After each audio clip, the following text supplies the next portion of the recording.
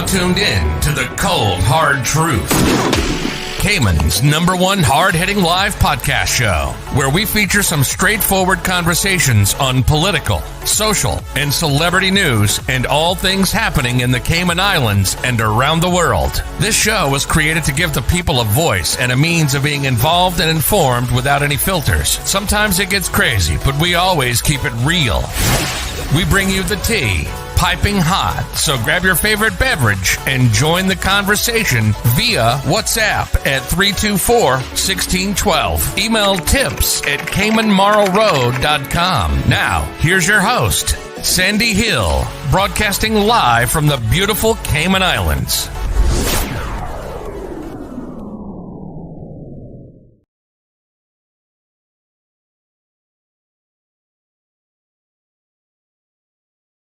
All right, folks. Good morning. Good morning. Good morning. I'm waiting on. Let me just send them a quick message. Can you guys hear me okay? Got a totally new setup this morning, so I'm going to need your help to know if you guys can hear me. I can't actually hear myself, but do I ever hear myself? No. I'm going to have to see how this works here in a second. So I think I can be heard. Give me a thumbs up if you guys can hear me. Give me a shout out. Yep, mic levels look good. Loud and clear. All right, it's got a whole new studio setup. We're gonna be talking about it all in a second here. We got Blake and Aaron. I don't know if I can hear Blake and Aaron though. Give me a second now. How you doing? Can you hear us? Oh, there we go. Hey, good morning. Oh, good morning. Just Good morning. Coming back. I got my new little board set up here, so new mic and everything. Well, the mic Give is us a little. I saw pictures, but can you Nice. move the camera around and show us? no, Pan the camera. no. I am going to be adding a second camera though. We need a second camera so it looks like it's ours, so you coming. can see all the board and see all the equipment, and Yes, it is coming. it's a cool Yes, view I when gotta- everything's I gotta turned figure on out and how to mount the second camera, but it's definitely coming. Nice. One Yeah. project at a time. So I'm trying to sort out audio right now. And guess what? As of today, I can take phone calls. I'm so excited. Oh no, Amazing. that's great. What's the phone number? 936 Bobo. Hold on. Wait. Let me plug it in. Oh, okay. Okay, there we go. It's in the board What is- now. Was it 936 what? 936 Bobo. What's Bobo? Bobo. What's the number? So I don't have that on. 2626. Sorry. We're sorry. Your call cannot be completed as dialed. Oh. 9362626. Oh well. We'll try it again later. We got to go here. Here we go. Stand by. All right. Here we go.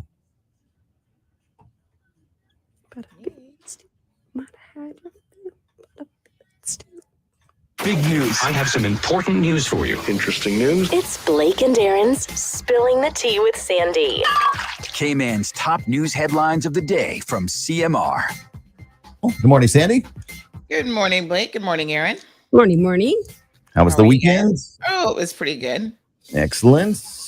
What you got for us? News headlines. Well, unfortunately, we got some bad news, I should say. Mm. It wasn't great for everybody, but there was a fatality on Saturday. I think it was early Saturday afternoon in the district of Prospects. Our condolences go out to the family of that young man. For the car crash? Yeah. Yeah, a singular car crash. There seems to be some mixed up story with it that he may have been assaulted before the accident. We're still waiting on the police to confirm those details, but he ran into a wall off of, I think it was Mangrove Avenue. So yeah, condolences to Tall Man's family. That's sad to hear. Very. There's Jobs Cayman has announced over 800 jobs on the Jobs Cayman portal. So the ministry responsible for that is encouraging all unemployed Caymanians to make themselves, avail themselves of that resource. And I think a lot of people are trying to access the website because I'm aware that it crashed on Friday at some point. So I think it had a lot of traffic all of a sudden. Huh. Yes, because people are like, the website is down. I can't get on. So I think maybe that's a good sign, but make sure the website can handle enough traffic. Yeah. So that's good news. Cruise ships are coming back. We mentioned that this morning. Yay. March Yes. 21st.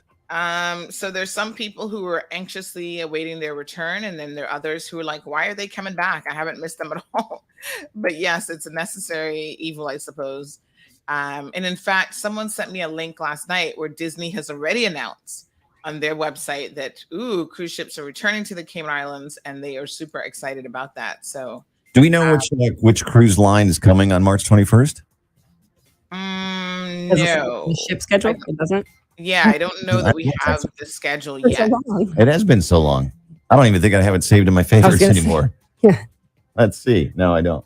Yeah, we'll have to see if we can get it. But yeah, the cruise lines are excited because Cayman happens to be, a really great destination for them. It sells a lot of cruises once they say they're stopping in the Cayman Islands. And the Off-Reg CEO has resigned, so he has found better opportunities elsewhere.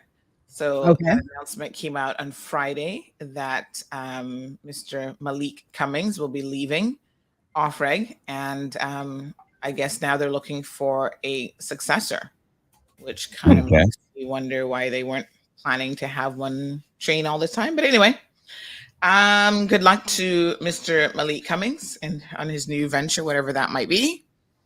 Oh, we have no idea what that is. So it sounds like it's like sudden. Oh, wow. Well, sorry, I was just looking at the cruise ship schedule. Oh, wow. Oh, sorry. No, he's like, let me jump back to that because let's circle back to the circle back. Yeah. Yeah. Starting on March 1st, they have cruise ships scheduled. Oh, already on the schedule. The Norwegian Dawn and the Carnival Sunrise. Make sure this is Cayman. This is Cayman Port. Okay. Yeah, we're the only Cayman, right, in the world. I'm sure they can't wait. So yeah, not surprised. The 21st though is Disney Magic. Mm-hmm. Like I said, I thought I saw Disney put something out that they were excited. There are practically every cruise ships scheduled every day. That doesn't sound right, does it? On the March schedule. So. Well, we'll have to see tomorrow. That's right. See if there's anybody in port tomorrow. I doubt it though, but it's on the schedule. It's on the schedule. Anyway. Yes. So Jamaica is dropping pretty much all of their COVID regulations. They've ended travel authorization and quarantine requirements completely. And I've never felt like they really had it under control. No, never. So, I guess they figured, great, let's just give up now anyway. Why not let that fire keep burning? Didn't they give up a long time ago? Yeah, absolutely. So the local embassy reached out to CMR for us to help spread the word that you can now return to Jamrock with nothing in place whatsoever. So no, testing before you go there? Nothing. Oh, really? So, they've legit just dropped everything. So as of March the 1st, the requirements to receive prior authorization through Jam COVID website will be discontinued. It does say that travelers are still required to submit a negative COVID test at least 3 days before. So I don't know how they're going to submit it, though. I mean, that's a bit weird if there's no authorization process. Maybe just at the gate. Okay. 3 days before? 3 days before? No, that wouldn't make sense. How do you do that if you don't have a website? No, I don't. Listen, weddings, burials, and funerals. Info@jamaica.com. Just send it. Somebody didn't think this through. I know. They'll figure it out when the first 1,000 people arrive, and they're like, "What?" I mean, I guess it is kind of the things that need to be, we got to start moving to living with it, but. I guess it's a question of how far you're going to go. But they're still maintaining some curfew hours from 12 a.m. until 5 a.m. So there you go. Overnight, they still don't want you partying. I mean, that doesn't. All righty. Yes. It stinks. I'm never wrong about this. And a little bit of court news. There's a number of very interesting trials on at the moment. So on Friday, you guys remember the Tortuga robbery that we talked about some months ago? Long time ago. Yeah, so that guilty verdict for both defendants on Friday. So they'll be having a sentencing hearing in April and potentially looking at anywhere from 9 to 12 years. Oh, wow. Yeah, it was an That's a armed long robbery. time. Yeah, it was an armed robbery. Yeah, but it was kind of ridiculous, like crazy.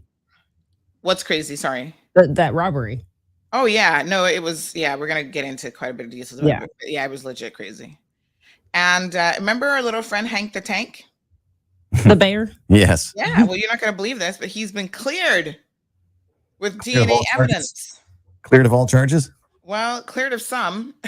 Hank the Okay. Tank will live to see another day, apparently, because as it turns out, he was being blamed for home invasions that had nothing to do with him. So DNA evidence has proved that it was actually a female that was raiding the homes and stealing food. So Hank the Tank will be okay. He's a really big bear, by the way. I've seen pictures of him, and now I know why they're calling him Hank the Tank. I thought maybe you were going to say that it was like a couple of people. They were like, "Hey, in listen, bear hey outfits. Bob, what do you say we rob these houses? They're blaming this bear right now. Yeah. We can as long as we rummage through the refrigerator a little bit, like we're getting food. They'll think it's a bear. Let's go get the Sasquatch. No, but listen, I mean, you can't make this stuff up, right? So the female bear, the bear burglar is a female who's on file with the California Department of Fish and Wildlife. So they actually had her DNA profile. What? So, yeah, it's crazy. Well, So I hope She's got a long rap sheet. Listen, don't put your house in the middle of the bears area and expect no bears. And then it turns out that there's at least 3 other bears involved, 2 females. Good. So I like yeah, Hank the Tank is. The bears gonna are be okay. trying to fight back. They're trying to fight back for their It's a property. bear gang. Yeah, you know. Yeah. Again, they're encroaching on their space. So it's pretty hilarious. The Hank the Frank was cleared because of DNA evidence. What next? I love it. All right, Good Sadie. one. All right, guys. Have a fantastic Monday. Actually, we'll talk to you next month. Yes. Thank you. Bye, everyone. For a second there, you confused me. I'm like, what? But yes, tomorrow is next month. Gotcha. Alrighty. See you then. Bye. All right. All right, folks. So guess what? We are so super excited here this morning. We're going to talk about Hank the Bear a little bit later on because this is really funny. I've got some footage from TMZ. Poor Hank. He almost got convicted when it wasn't him. So this morning, let's kick off the discussion about people who want to say it's not them. Well, you know, the amazing thing is technology has a way of vindicating the right people. Oh, let me get my mat, by the way. I have my little, I've been using a little foot mat here. Foot mat, because standing for 2 hours is the best thing to do in the morning, I feel like, because I've been sleeping all night. But my little feet don't always like the standing for 2 hours. Anyway, yes, Hank the Tank is cleared because of DNA. Listen, it's just absolutely amazing what modern technology can do in terms of vindicating people and convicting others. And we are certainly going to be talking about that here this morning. But guess what? What day is it? Tell me what day it is. Who's with me? Wake up. It is Monday Rewind.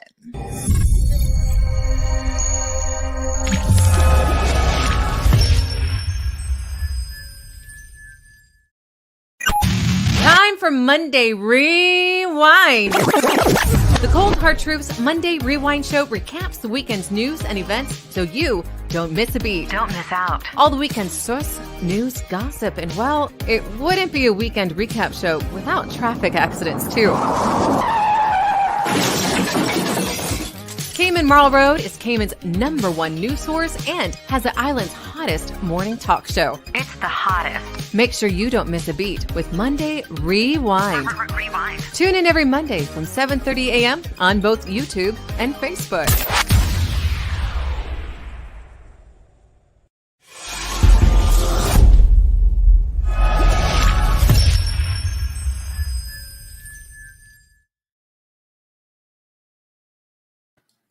All right. Good morning. Good morning. Good morning. Kizwiz says we were echoing. I got to look into that.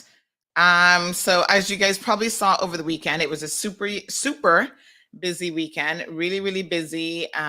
Getting the new studio equipment all set up. So I got to do a big shout out to a private benefactor. He does not want to be named.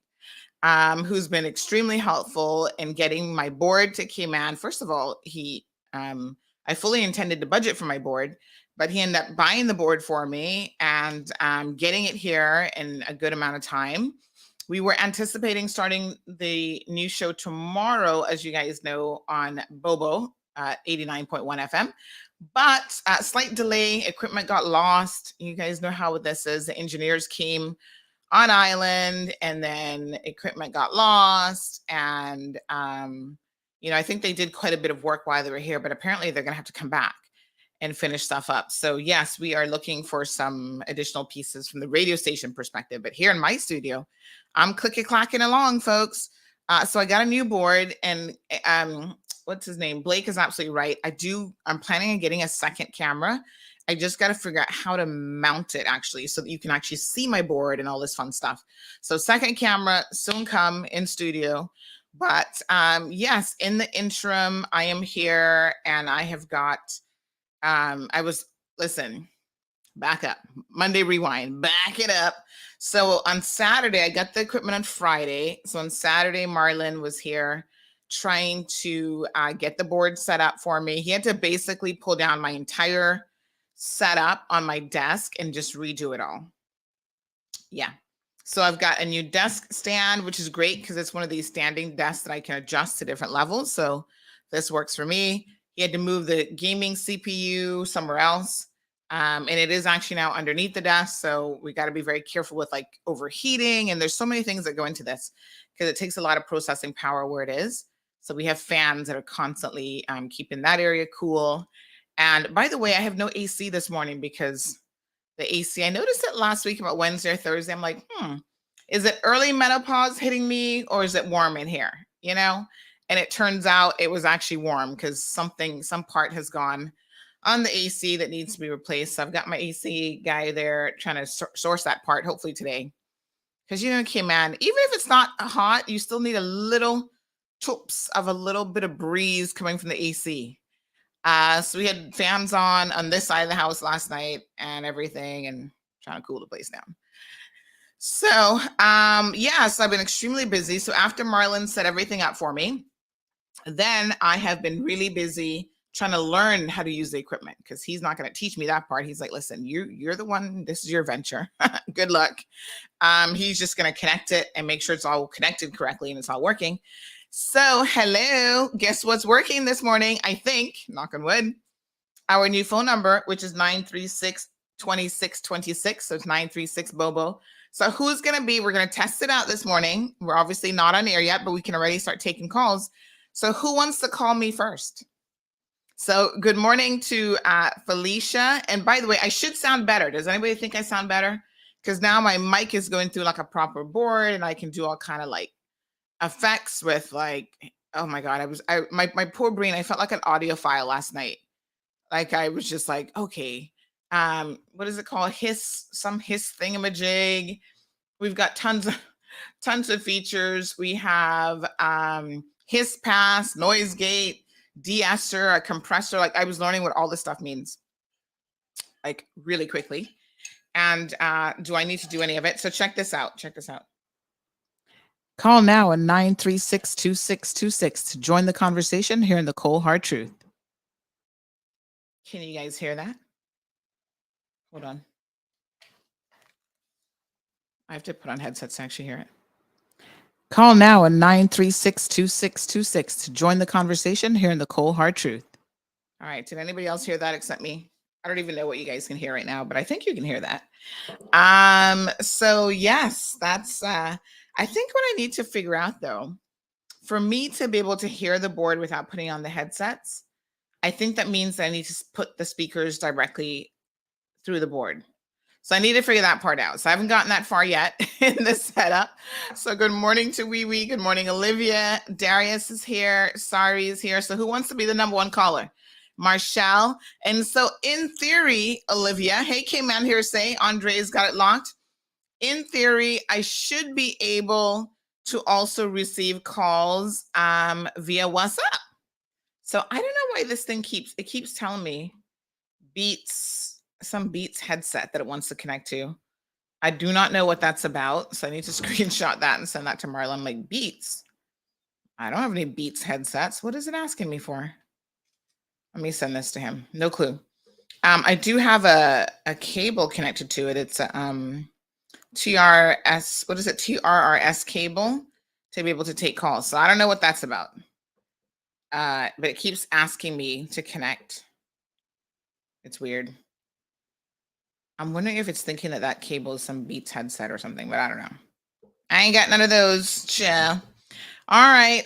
So who wants to call me first? Irvlyn, give me a call. 9362626. Let's start testing it out. Good morning, Louie, joining us from Detroit. How's the weather? Hello, Lulu. Catherine is here. Miss Anne Marie is here. Andre says, hashtag technology. I know, poor Hank the Tank. He was being blamed for something that he had nothing to do with. He actually was an innocent little bear. So they were blaming him because they're probably looking at him going, boy, that Hank the Tank sure is fat. If anybody's stealing food, it must be him. But as it turns out, it wasn't him. Goes to show you, you can't always judge a book by its cover. So Hank the Tank has gotten a bit of a reprieve. They're going to leave him alone, I think, for now. And also, it goes to show you that sometimes people look like the culprits. There he is. Poor little Hank the Tank. He looked like he was guilty as charged. Man, he must eat a lot, though. Look at him. Look at the size of Hank the Tank. No wonder he got that nickname. He is huge. But this black bear is innocent. It was actually 2 females and another male that were up to their shenanigans. And they were the ones who were actually up to no good. Okay, Irvlyn, you called me. What number did you call on? You got to call that other number. So good morning, Miss Sheila. Good morning, Ruth. Good morning, Cheryl. Let me do this. I'm going to put in on the little ticker the time to call. Let me see here now. Or the number to call, sorry. Let me just edit this.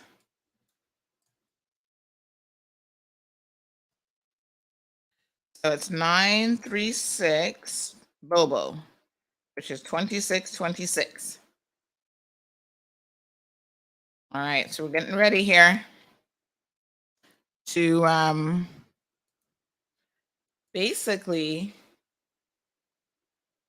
getting ready for the radio. So we're going to test out different things as we go along. So good morning, Miss Cheryl.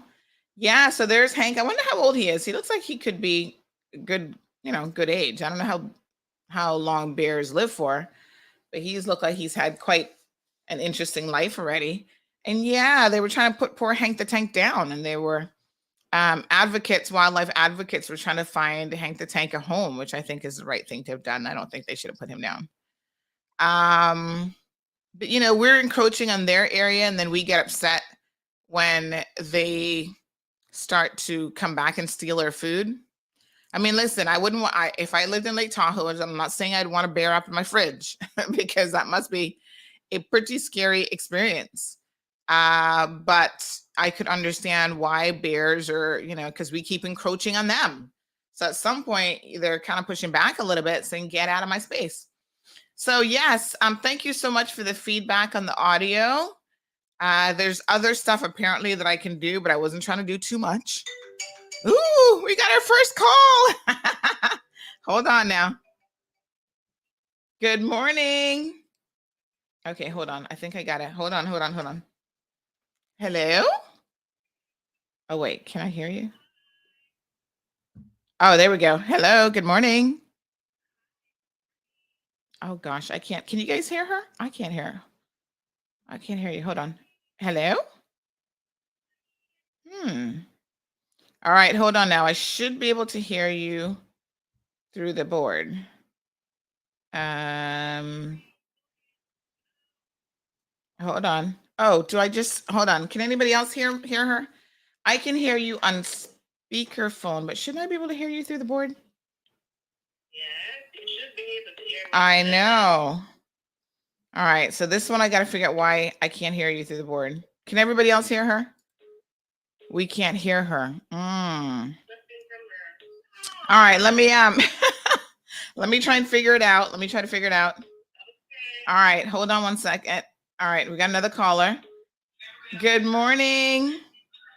Okay, give me 1 second. Call me back in 2 seconds. I'm gonna change out a piece of cable. Give me 1 second. Call me back. I just want to change out a station. Okay, a cable. Okay. All right. Good. So I tested it last night and it worked. And the only thing I did was I did change out this iPhone cable. So hold on 1 second. Maybe it's the cable. This is why you got to buy genuine parts sometime, child. Because I bought this other one thinking this would work, but hold on.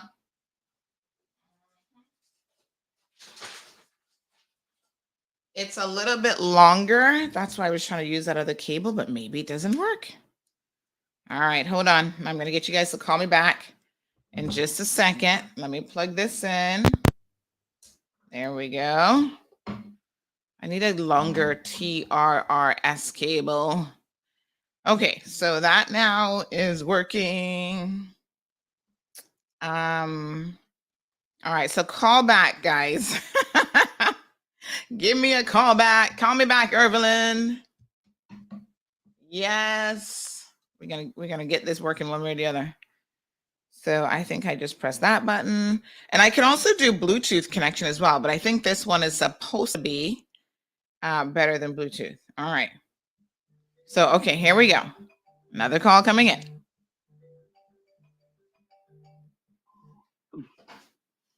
Good morning. Good morning, Bobo. Oh, I can hear you. Can you guys hear that? Well, congratulations. May God bless you in all your future endeavors. Oh, my goodness. I can hear you. I just got to figure out how I can hear without having to put on these annoying headphones. But yes, I can definitely hear you. I'm not feeling well, but God is good, and let's all unite and be lovers of everyone, help each other. Thank you so much. Bobo. Thank you. I appreciate it. All work to the Cayman Islands and all those. Stop the hating and get the loving. See, let's put Putin. Yes. Cough and pray and unite and love and unity. Come on. Positive message. Yes, thank you. All right, we got Evelyn calling us. Thank you, honey. All right, let's take another call. Good morning. Welcome to the Cold Hard Truth. Hi, good morning. Yay, I can hear you. So look at that. It was just one little cable that made all the difference in the world, folks. So it's like the genuine USB or lightning connector for iPhone. So yes, wonderful. How are you? Congratulations, Bobo. Thank you so much. Everybody can hear her loud and clear. I think everybody can hear you now. Yes, thank you. Yes, thank you, Evelyn. Appreciate it. So I appreciate the love and support. Thank you so much. You're welcome. Melita, that's not Cece, that's Evelyn. Cece hasn't called in yet. All right, hon, have a good day. Have a great day. All right, I hate wearing headsets, by the way. That's just me. They make me hot, and I'm already hot this morning because the AC issue. But yes, no, that's Evelyn. So I wonder now. I got to figure out how I think I might have to do speakers or something, how I can listen without putting on headsets. All right, so solved one problem. So this TRRS cable, I need a longer cable. This is way too short. So let me work on that. Might have to order that one.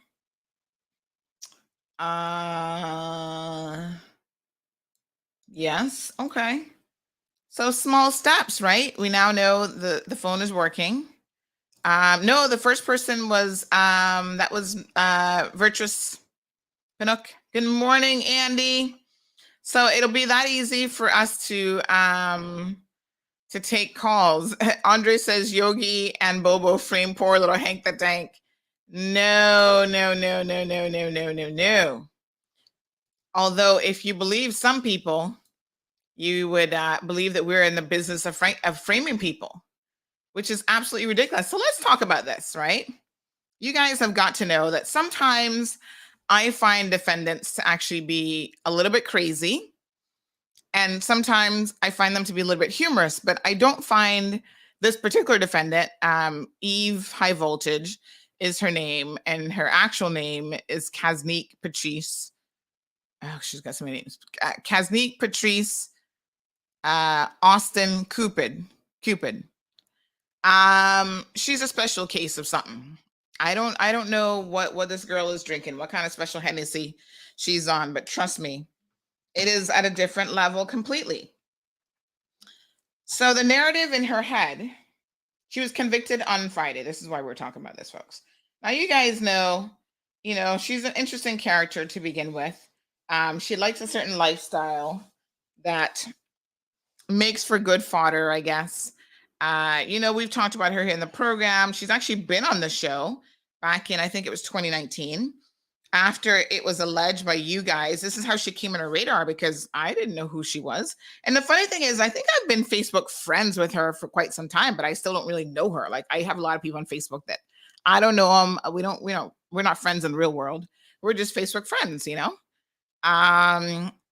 probably up until that point, had I seen her out and about, I think my camera's a little bit crooked though. I gotta fix that with the line of I'm looking at my flag. But anyway, we'll get all those little details sorted out. So yes, she came on the show after allegations came about her allegedly misusing at the needs assessment unit. The allegation was that she was actually trying to crook some people. She had some plastic surgery done, and she was trying to pretend like she was a, I guess, sales agent or referral agent or whatever for this place in the DR where she went and had all this cosmetic surgery performed. So a couple of things came out of that, in fact, that were very, very interesting. One thing was the main question was, people thought she was running a scam, pretending to work for this cosmetic agency. And the cosmetic agency did post on their page that she's not a representative for them. I think what it was is, like if you go to a doctor or whatever, you can do like a referral, like refer your friends and you'll get $100 off your next procedure or whatever. So she was actually referring not so much the surgeons, but the facility, the post-care facility that she stayed at. So apparently if you go to the DR, there are these facilities there, because a lot of people do go there for cosmetic surgery. Child, I would never go there for cosmetic surgery. Can I tell you? That wouldn't be me. I want to go to America where if they get it wrong, they put the butt cheek in my other cheek or whatever, I'm going to be able to sue somebody and actually know that they have insurance, and I can actually sue them and get a couple $1 million. You mess me up, you're going to have to pay. But anyway, yeah, she was trying to pretend, KK, you got it right, that she was some sort of an ambassador for this place that she stayed at, this aftercare facility. So they give you a room. I think you're responsible for bringing like your own food and stuff though. But they have nurses there who will provide a service of taking care of you and that sort of thing. So she was promoting it, right? But she was promoting it in a way, and it was worded in such a way that people were like, oh, she's running a scam, because this is, she's not an ambassador for this place. And they did make a public statement on their social media pages that no, she wasn't, anybody can refer, I guess, someone to them. And then, if you mention their name, they will get a discount of some sort, I guess, on their next stay, their next procedure. So I suppose she was forward thinking. She's planning ahead on what procedures she wanted to do next. But the most interesting thing about it is, she had said that she was going to come on the show, and we said, no problem, come and tell your side of the story. I mean, that's how it works. And then at the last minute, she decided not to come. Now that show was blowing up. You guys will remember this back in 2019. We were still doing the evening segments, and all y'all were locked on. And everybody's like, where's Eve? Like, the bigger questions about her misusing her NAU benefits, because she is a NAU client and she remains an NAU client to this day. I suppose now she will be a client through the jailhouse. So I guess technically she won't be NAU anymore. But, everybody's like, how can this woman even afford to go and get cosmetic surgery done when she's lined up at NAU every single week? And it is a legitimate question. Like, we're not trying to be up in y'all business, except when your business includes taking advantage of the system, because that impacts every single one of us. Whether you're an NAU client or not, we all foot the bill in some way or another. And I feel like those of us who are not NAU clients, but who are out there paying government fees and paying all this stuff, we're not skirting around like we don't have money for anything. We're the ones really who bear the true cost of people abusing the system. So whether it's a tourism stipend abuse or an NAU abuse, abuse is abuse. And so the questions were being asked. How is it possible? I think I'm going to move this mic down a little bit so it's not too much in the frame. So yeah, the question was being asked, how is it possible that this woman can be on NAU and affording to go to the DR for cosmetic surgery? Just like we asked the same question, we weren't picking on her back then. We asked the same question of the Cuban guy the other day. How can he be traveling up and down to Cuba, to get, platinum status on Cayman Airways if he's an NAU client and talking about he can't work? Well, clearly you can work because you are carrying baggages and money and all sorts of stuff to people in Cuba. And that sort of thing. So it's bizarre to think that you are incapable of working and that you have to rely on NAU when you're more than able-bodied. Some people just want to take advantage of the system no matter what is the truth. So anyway, after some pressure during that show, she came on very last minute. We actually had to run the show into overtime because she had told us she was going to come on, but then she wasn't going to come. She didn't have her makeup done because remember when she came on the show, she was like fixing her wig and she's trying to get the wig on. So she came back on and sorted out her wig and whatever. So she came on the program. And essentially what she said at the time was, listen, my husband, who's Caymanian, and our Caymanian children, they're the ones who are the NAU client, not me.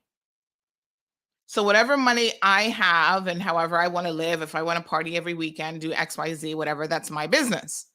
It has nothing to do with NAU. Well, y'all know that technically that doesn't make any sense because NAU looks at the family. So her desire to not work and all this puts pressure on the husband and the entire family. And that's why they need the extra help. I mean, if she could actually find a job, keep a job and work and whatever, and not spend her money frivolously on tailored clothes every weekend to go out and floss, she probably wouldn't need NAU. So of course that makes no sense, but that was what she told us at that time, that the government has an obligation, and the government by extension means we the people, have an obligation to maintain her children and her husband because they're the Caymanians.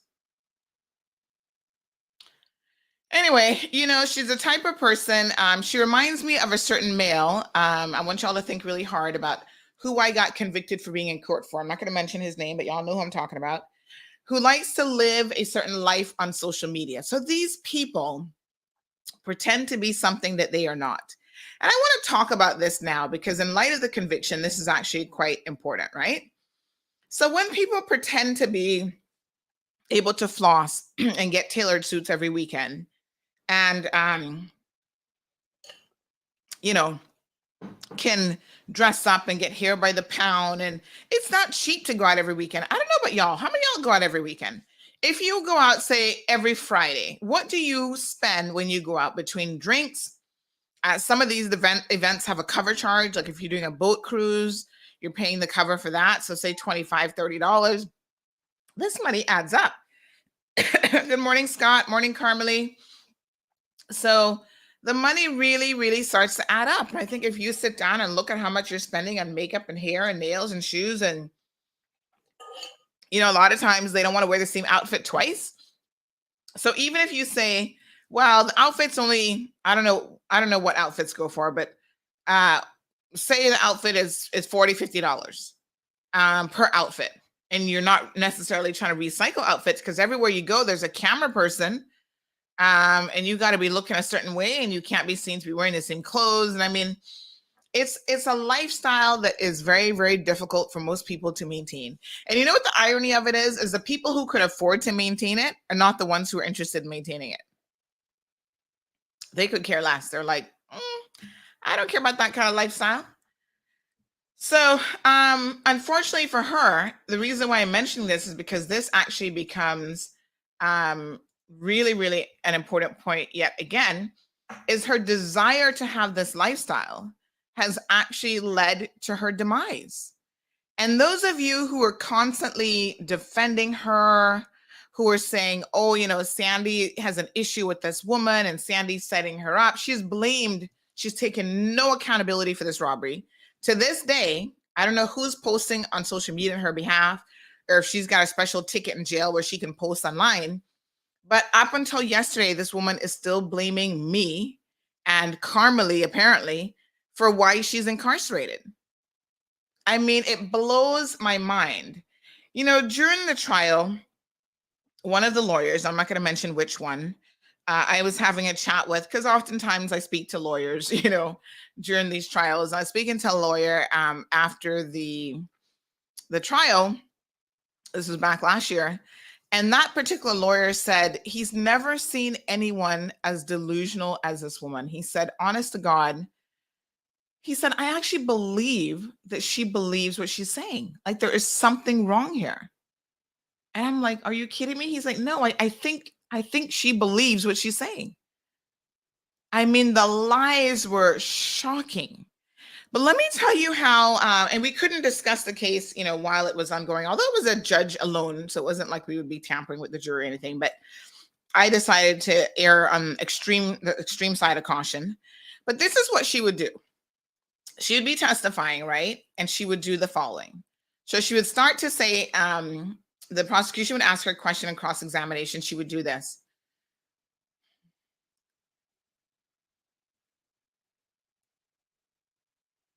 So before she answered the question, she had to really think about it. And then she would start mouthing to herself what the answer was supposed to be, as though she had to prepare herself to actually answer the question. Now, you guys know that anyone who, like if somebody asks you the question and you have an answer and it's the truth, you don't have to really think about it that hard. You don't have to be like, and that's exactly what, I mean, I've never seen, listen, I've sat through quite a number of trials now, and I've seen all kind of criminals, left, right, and center, hardcore, some not hardcore, whatever. And I have never in my life seen a defendant do that sort of thing, right? Where they're sitting there like mouthing the response, not speaking it out loud yet, but actually like, and the judge was looking, I was looking, the prosecution was looking, the defense attorneys, because they each had their own defense attorney. We're all looking like, what the hell is this? This is weird. And it was really weird.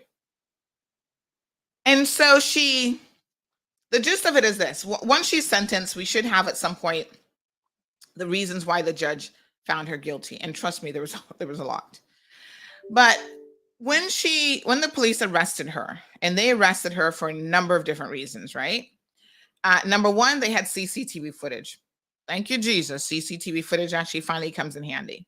So they actually had CCTV footage this is how they first knew that she was a suspect. They had CCTV footage that put her in the area of the robbery. And the police then, did their preliminary investigations, and they contacted her. And they were like, where were you on such and such a date, whatever. She pretends like this is what she told them. And what they do in court is this. So I want y'all to understand how this works. The prosecution will show the police interview. Okay, so they show that and enter that into evidence. Then if the defendant decides to take the stand, which some defendants don't, then they will have an opportunity to cross-examine after the defense, because the defendant's choice if they want to take the stand. The defense puts on their case first, and they give their version of what happened. So her lawyer got on there and put forward her case. Then the prosecution comes and says, right, if there were any inconsistencies between your police interview and what you're now saying on the stand, you have to be able to explain those inconsistencies. And there was a plethora, a whole basket full of inconsistencies, and she couldn't explain any of them. Let me give you an example. First of all, she lied about ever going out that night. She said she never went out that night. This is what she said to the police when they initially arrested her. She said that she never went out that night. And in fact, it would not have stood out in her mind, because when they said, like, where were you on whatever the date of the robbery was, I can't remember now, in 2020, she's like, why would I know where I was that night? That night doesn't stand out in my head as anything significant. This is what she said to the police during her interview, right? And she says, I would be where I am every Friday night at home with my kids. Now, if you're going to tell a lie, at least try to make it believable. Now, y'all know that this is not a woman who stayed home with no kids. I don't care if you're her friend, If you're her best friend, if you're her bosom buddy, if you're her sister, whatever, let's just be honest here. This is a woman who does not stay home on a Friday, Saturday, or Sunday with her kids. So that alone was like, really? That's going to be your story when you're all over social media, out every single night, especially weekends? And she wants to claim that she's the type of person who stays home every Friday. This is what she said to the police. I'm where I am every Friday night. I'm at home with my kids. Okay. So the police was like, okay. So what car do you drive? Oh, I can't remember. So a lot of her responses were she couldn't remember, no comment, or something like what she just said, like, oh no, I was home with my kids. So they start to pull out CCTV footage. They actually had footage of her at Foster's in West Bay. And they're like, okay, you were at Foster's in West Bay. Well, this certainly looks like you. Check out the outfit, check out the clothes. Nope, that wasn't me. Then they come back. Well, we have you using an NAU card, which we have traced to your husband. At this register, at this time, you use an NAU card to purchase goods. So you sure that wasn't you? Then she realizes, oh shit, I'm caught now, because you can't argue with a register receipt and a timestamp on a CCTV footage and an NAU card. So then at some point she admitted that yes, she did go to the grocery store, but then she went right back home. At the grocery store, she made several transactions, separate transactions. She went and used her NAU card first, bought stuff for the baby, bought some feminine products for herself and whatever else. Then she goes back in and she buys some black gloves. And they said, this is you purchasing those black gloves? Of course, at first she wasn't even there. And then the storyline went from, okay, I wasn't there, to yes, I was there. Yeah, that was me. Yep. Okay, I see myself on CCTV in Foster's Food Fair shopping. Didn't pay with the NAU card for those items.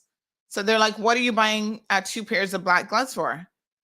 And man, the excuses for that. Oh, I work out. It could be gardening. Like, she gave a whole long list of excuses in court as to what she purchases black gloves for. And it was really bizarre to me, because I'm thinking, if I go to the store that night and I purchased 2 pairs of black gloves, I would have had probably a very specific use for those. And she could never say what that specific use was. She was just all over the map. She was like, well, I bleach, so sometimes I use these gloves for bleaching. By the way, they're not the kind of gloves that you'd use for bleaching. Like, you would use the latex gloves, right? I mean, I don't bleach, but I'm just saying, logical. Because sometimes I put on like makeup or whatever, and I don't want to get my hands messed up. You would use like the latex gloves. You wouldn't use black gloves that are like thick for gardening and whatever. And then she claims that they can be used for weightlifting. So sometimes she works out and she lifts weights with these gloves on. They're used for gardening, like she gardens. It was just a long list of things. And the prosecution was like, well, we're not asking you what they can be used for. We're asking you specifically, what did you use them for? Well, I use them for all of these things, she says. Okay. So, you know, the storyline and the lies just continue. Another big lie then was, you know, where did you go afterwards? Well, she claims that she went home afterwards. So the police said, okay, then help us understand, if you went home afterwards, how would you go from Foster's? Where were you living at the time? And what is the route that you would take to get home? So she was like, well, I could take more than one route. Okay, well, tell us how you got home. We saw you turn this way. We saw you make a right-hand turn coming out of Foster's Republic in West Bay. Your home is in the heart of West Bay. So explain to us why you would go this way to get home.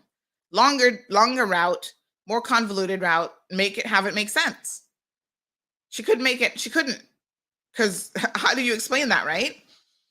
So by the time she shows up in court, she has gone from consistently telling the police in her police interview that she doesn't recall a lot of details from that night, because that night was of no significance to her. And she even went as far as saying, oh, I know you guys are trying to trip me up. You think you're smart. But I'm telling you, that night, it wasn't my son's birthday. It wasn't anything that would stand out. So why would I remember these details? Which is actually a fair point if it was the truth.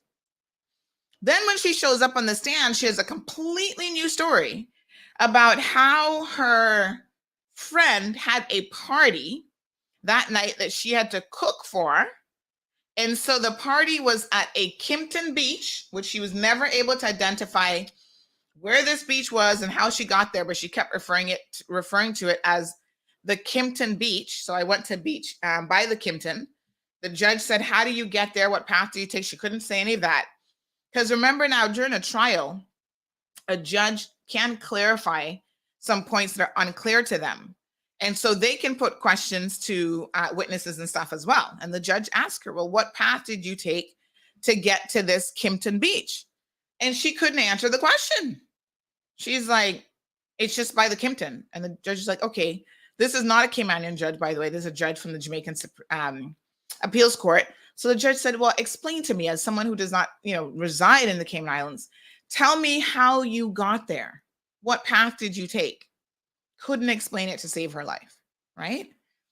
But she recognized now that they had CCTV footage up until the Kimpton that caught that license plate. She owned the vehicle. She'd got it from her friend, Vicky McGaw.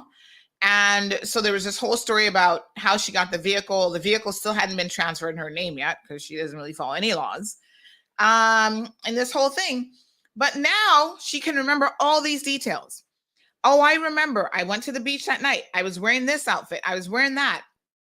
I cooked for the event because I'm a professional chef by training. This is what she told the court now on the stand. And this was on the menu and that was on the menu and did it. And the judges, everybody in the courthouse, like, hold on. And the prosecution made this point. So you mean to tell us a week after you were picked up by the police, you say that that night stood out for no reason in your mind because it was not even a significant night, right? Nothing happened that night that was extraordinary.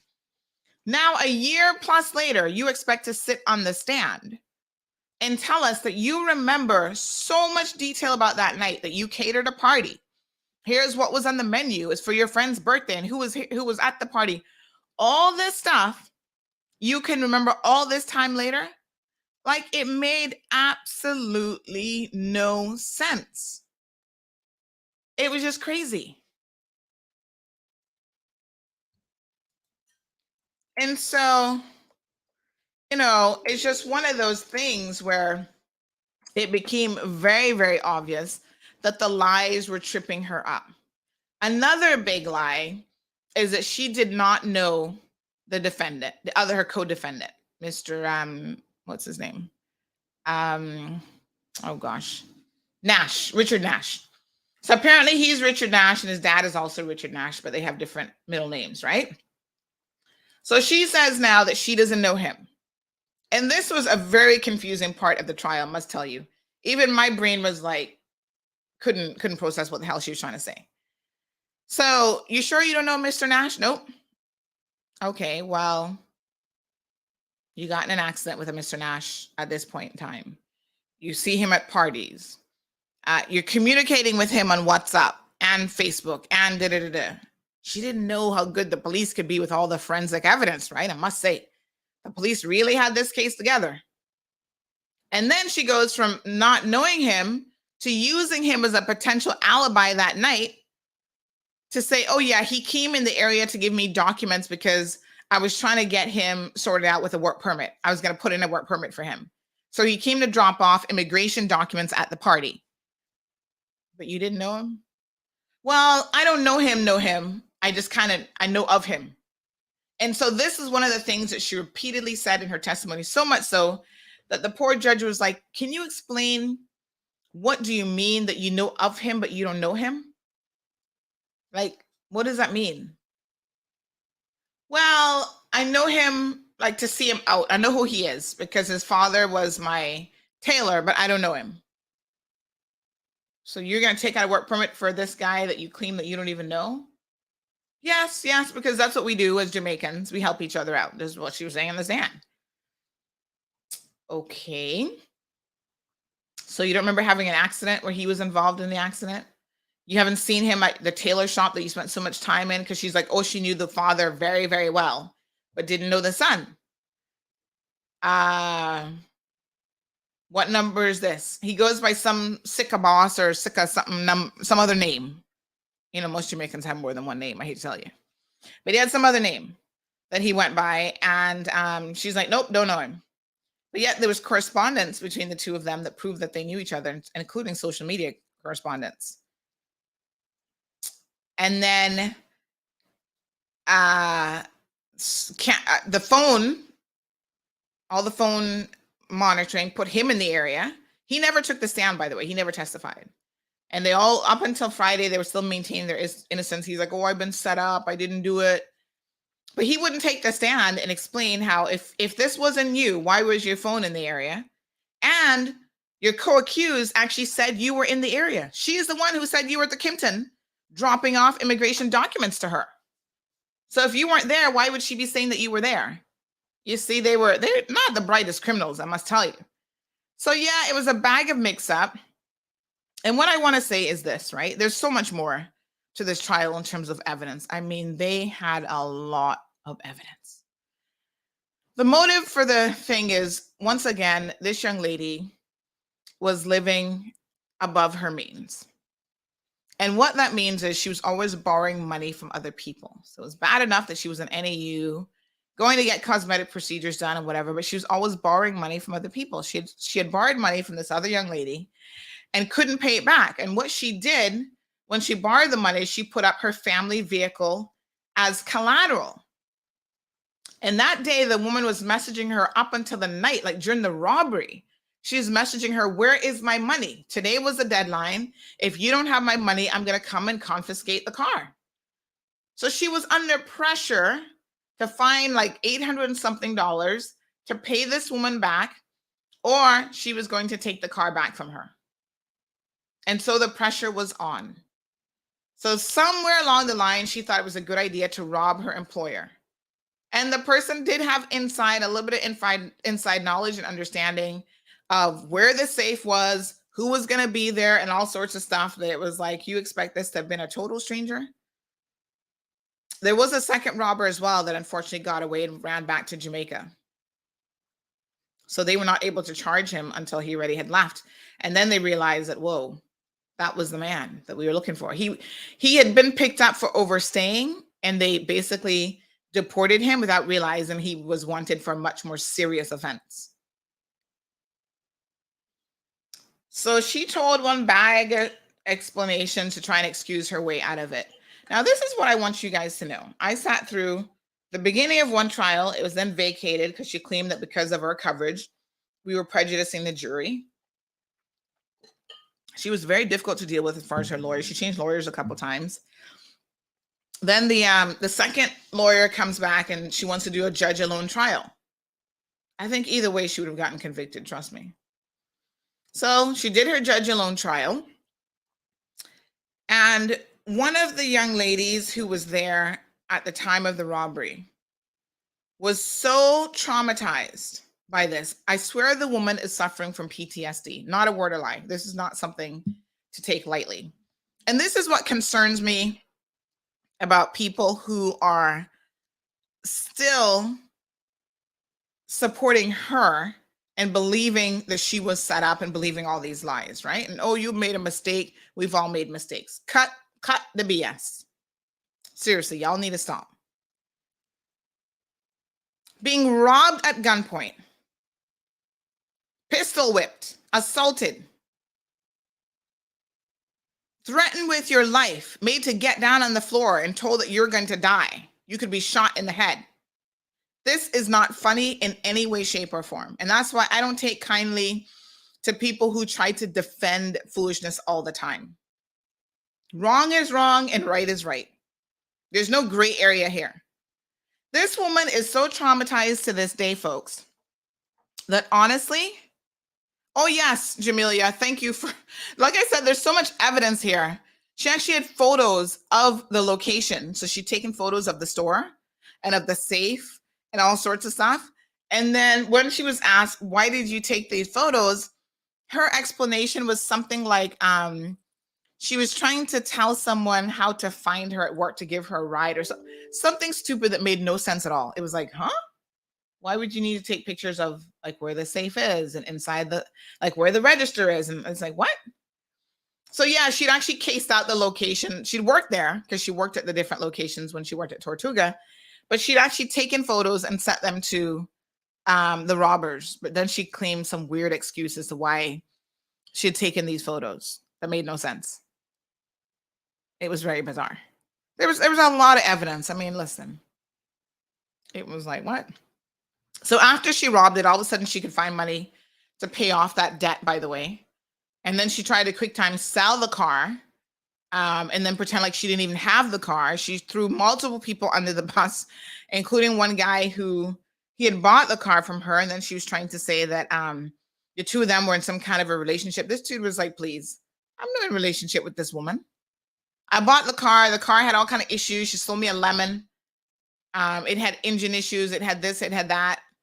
So she tried to offload part of the evidence, is what she thought, by selling the vehicle to some unknowing suspect.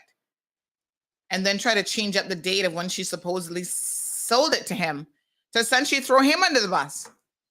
And then claim that, he had liked her and he was messaging her to be with her. It was like, what? The guy was like, no. And then she said how, that night when she went to the beach, this is how she was blaming somebody else. Someone else came, the same guy now that she's saying she was checking, which I don't know how her husband accepts that kind of foolishness, but all fabricated just to try and make up an excuse. He came and borrowed the car from her and didn't return it until God knows when. And then her friend Vicky McGaw gets on the stand and lies, because she had one original story that she told police and her statement. Then she lied and changed that up to say that, she had texted her to say, basically tell so-and-so to meet me at Governor's Beach, which is right across from the robbery location. And she's like, no, well, she just meant further up, or some mixed up story.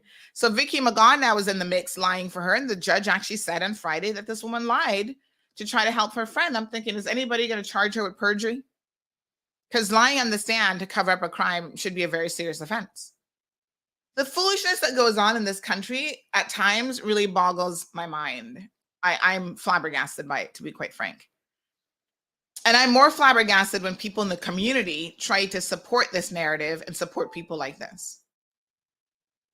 So the woman who was pistol whooped and, whatever, she's now suffering from PTSD. Every time she has to talk about this, the woman legit bursts out in tears, starts crying, and she starts shaking uncontrollably. And I'm like, has anybody gotten this poor woman some therapy?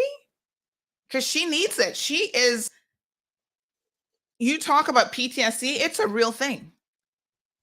And without a doubt, this woman is still traumatized all this time later. And she demonstrated that on the stand. So the whole thing, it was almost an open and shut case. That the police had overwhelming, yes, it's all circumstantial in a way, but believe me when I tell you, it was a lot of evidence against her and her co-accused.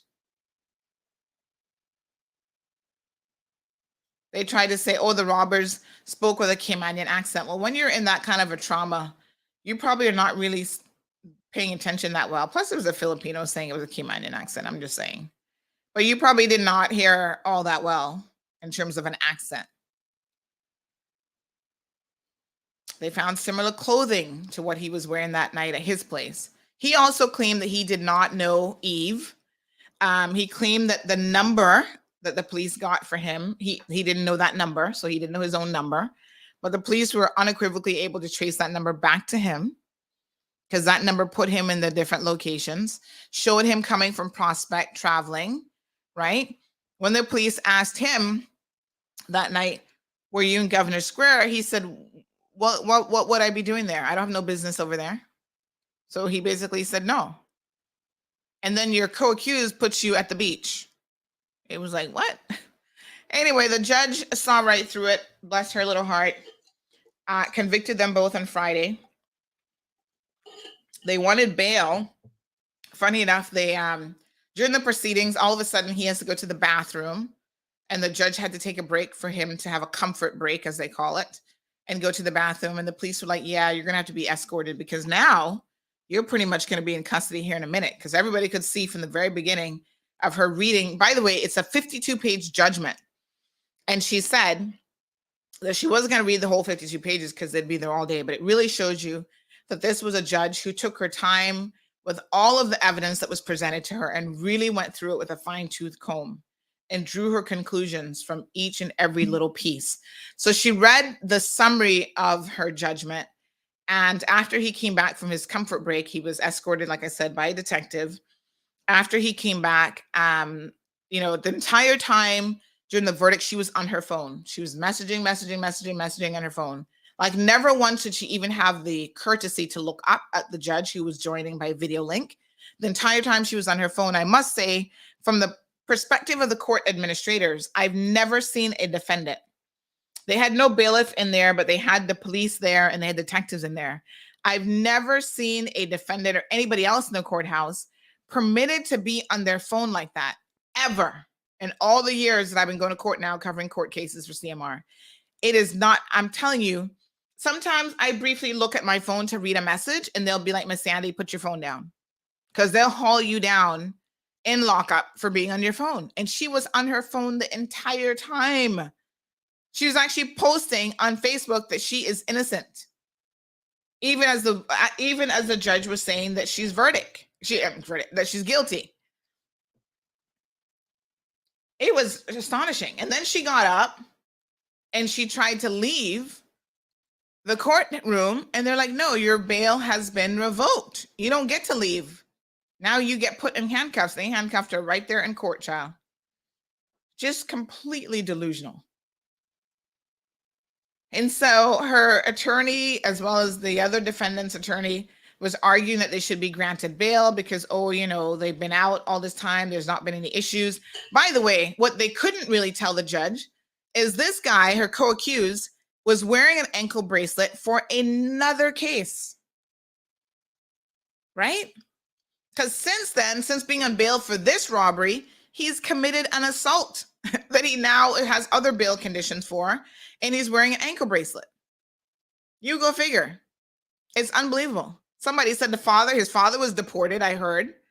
And then allegedly his brother is also in court for some other mess. So it's a whole family affair with them, bunch of criminals. So the judge listened. She does something I think that's very interesting. Like when she's listening, she's making her notes and she's writing. And they're giving their arguments as to why they should remain on bail. Or, she's got to arrange her affairs. The judge is like, yes. And she's writing and she says, yes. So she just says, yes. Doesn't mean she's agreeing with you. It means that she's written down what you're saying.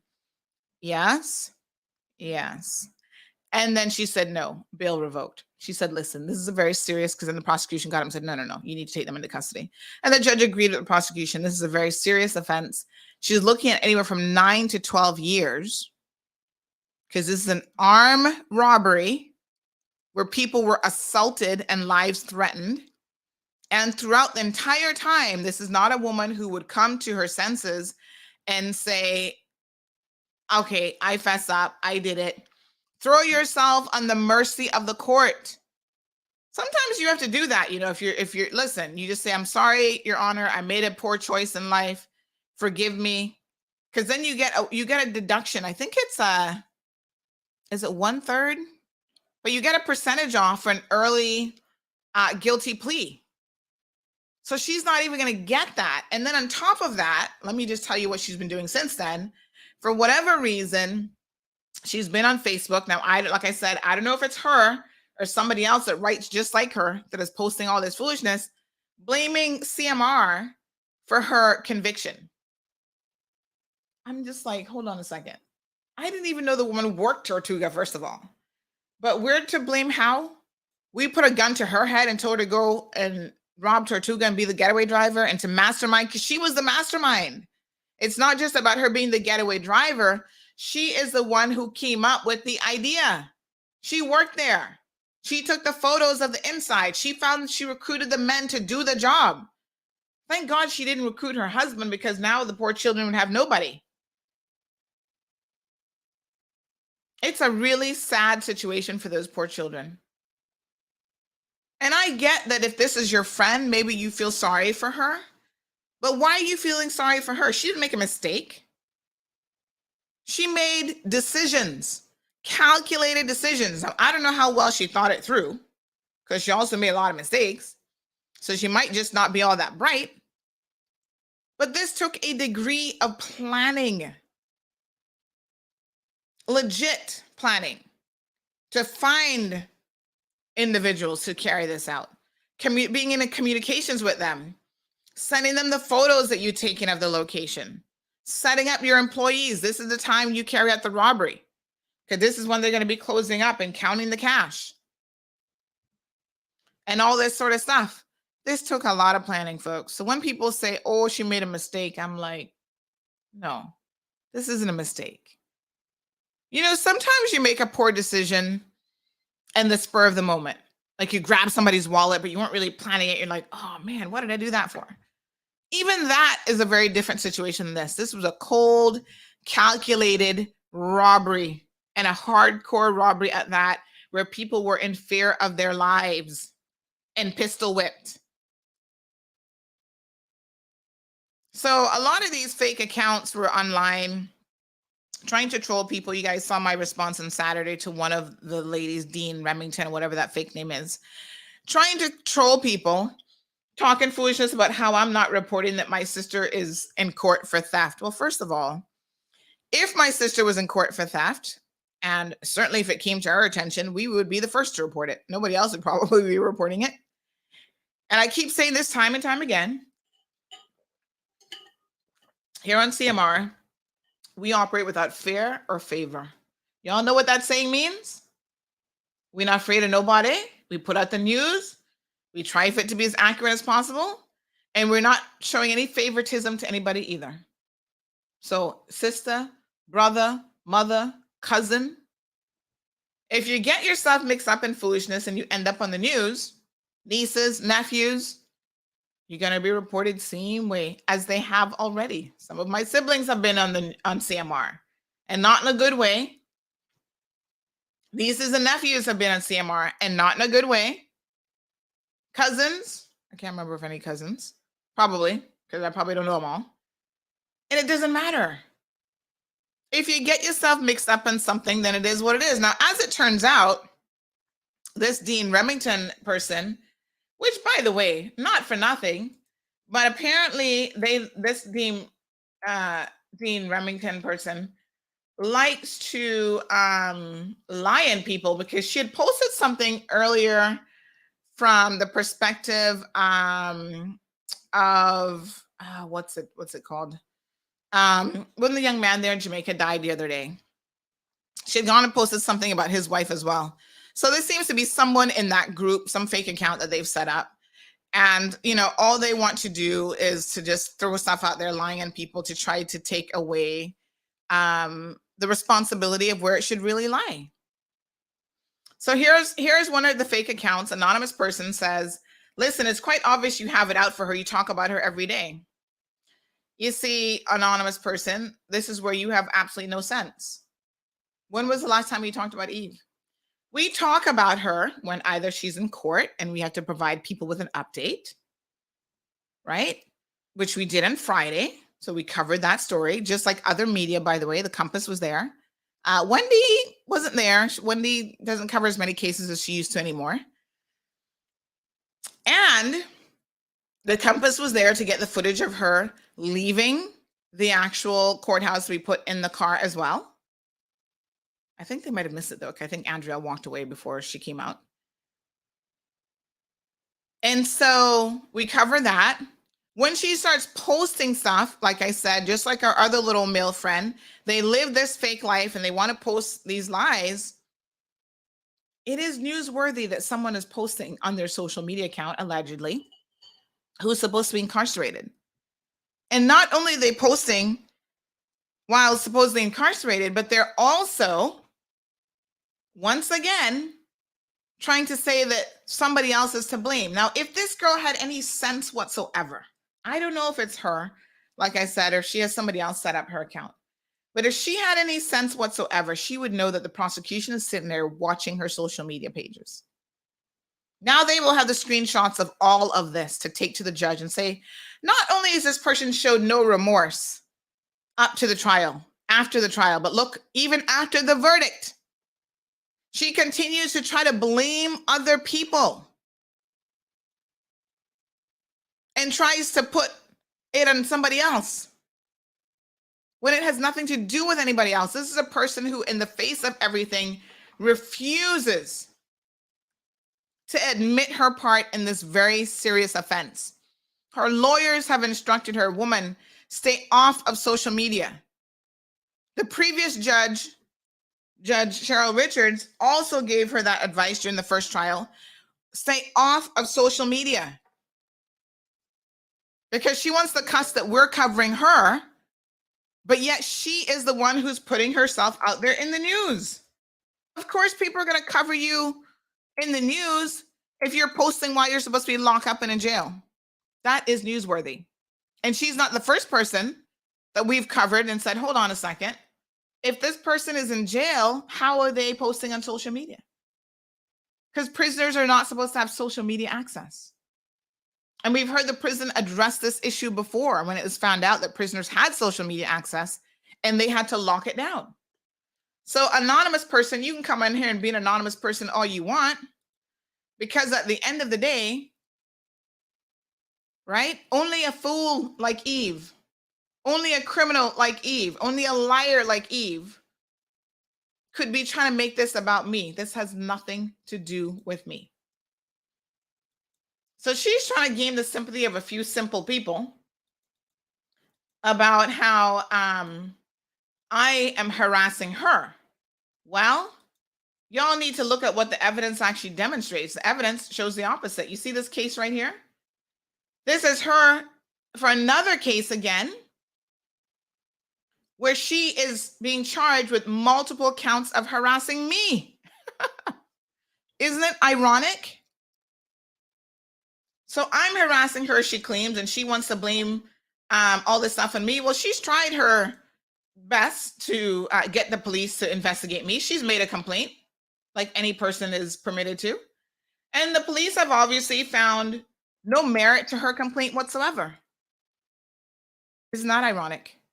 I have made a complaint, and they have found merit to mine, quite interestingly enough. And now she is facing, let me see how many offenses. It is misuse of ICT, March the 22nd. And there's 2 separate offenses on April the 30th.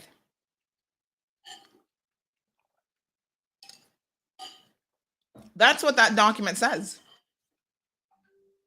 So you all can, give her all of the sympathy you want, but I can tell you one thing for sure: let the facts speak for themselves. And the facts are that she is in court for harassing me, not the other way around. We report on her. So here are the charges.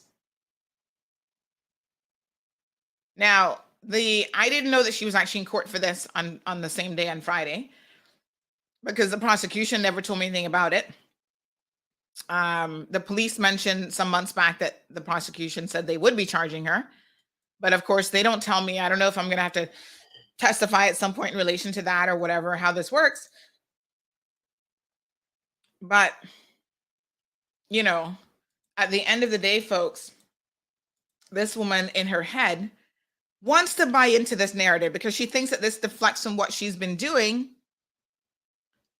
That, oh, we're harassing her. Here's what she says. She has no ill feelings towards the judge, because any judge would have come to the same result if they were given fabricated circumstantial evidence. Wow. Well, I would say if any judge would come to the same conclusion, maybe you need to consider the fact that none of it was fabricated and none of it was circumstantial. And again, she reverts back to blaming me, to apparently blaming Carmelie, which I don't know what Carmelie has to do with this. Carmelie, you need to tell us how you set this woman up, because you must be a miracle worker to be able to do that. About every picture she posted with me is in the case file. What is she talking about? Every lie that she tells on her podcast was given to the judge. In other words, but the investigators, what is she talking about?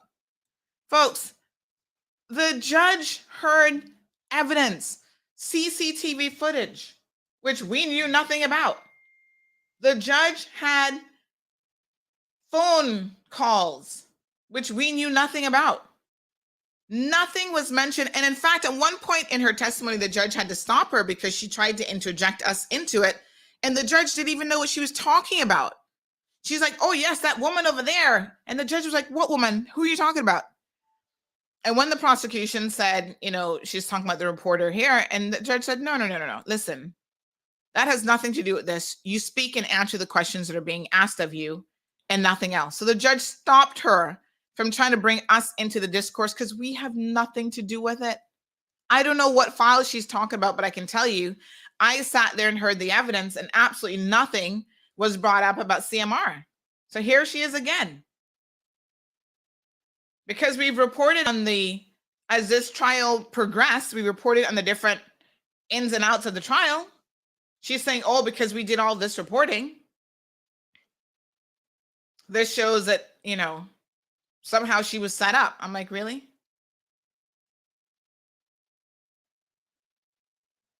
What is she talking about? My case was tried in front of the whole world. Not really. And I was found guilty years ago on the internet and convicted years ago on the internet. What? The judge does not read Cayman Mall Road. Folks, let me assure you, most of the time these judges are like, who? Cayman Mall, who? This is not a Caymanian judge. She don't live here. She don't read that kind of stuff. Most of them have no social media presence whatsoever. They don't get in the fray. They don't get in the mix-up. And in her 52-page judgment, she will tell you exactly why she came to the conclusions that she came to. Now, some people are trying to give her good advice, and I would suggest whoever is posting on her behalf, they take this advice because you're not helping Eve. So Andrea says, baby girl, I'm saying this with love. Stay off the internet for now. Isn't it funny? You're supposed to be in jail and people are having to tell you to stay off the internet. And if it's someone else using her page, please stop it because it's not making her look good. I've known you for years. And the thing I love about you is that you're always the person in your own shadow and walked with pride and never let what people say get to your head because it can't be easy for you, especially when she's the one who's putting this narrative out there, right? She's putting everything out there. She goes on to say that she's a damn good mother. Well, that might be debatable because a damn good mother, I'm sorry, would have been thinking about their children at a moment like, oh, let me plan this robbery.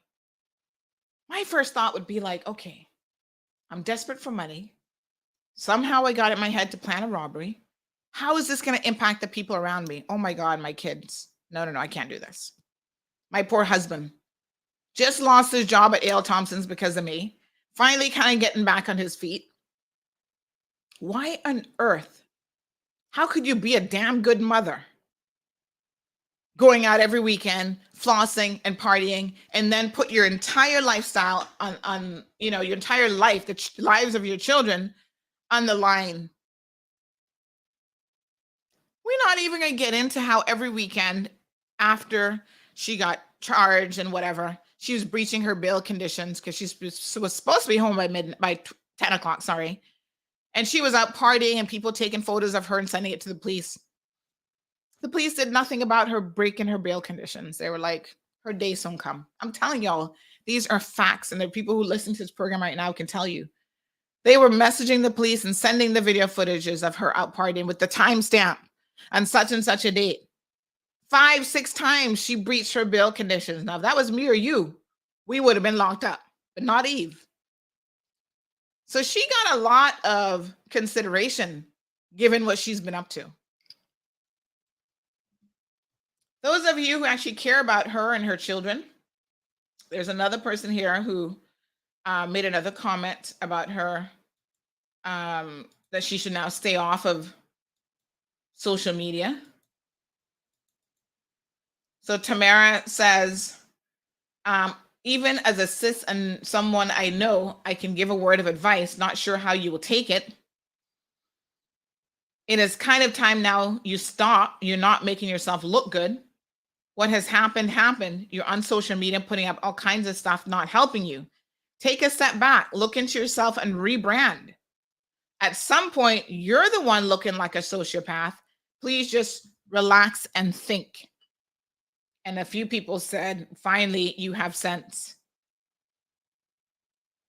And she said, I had sense a long time. I just chose not to comment because, of course, the type of person she is, if you comment against her, you'll be in the line of fire next.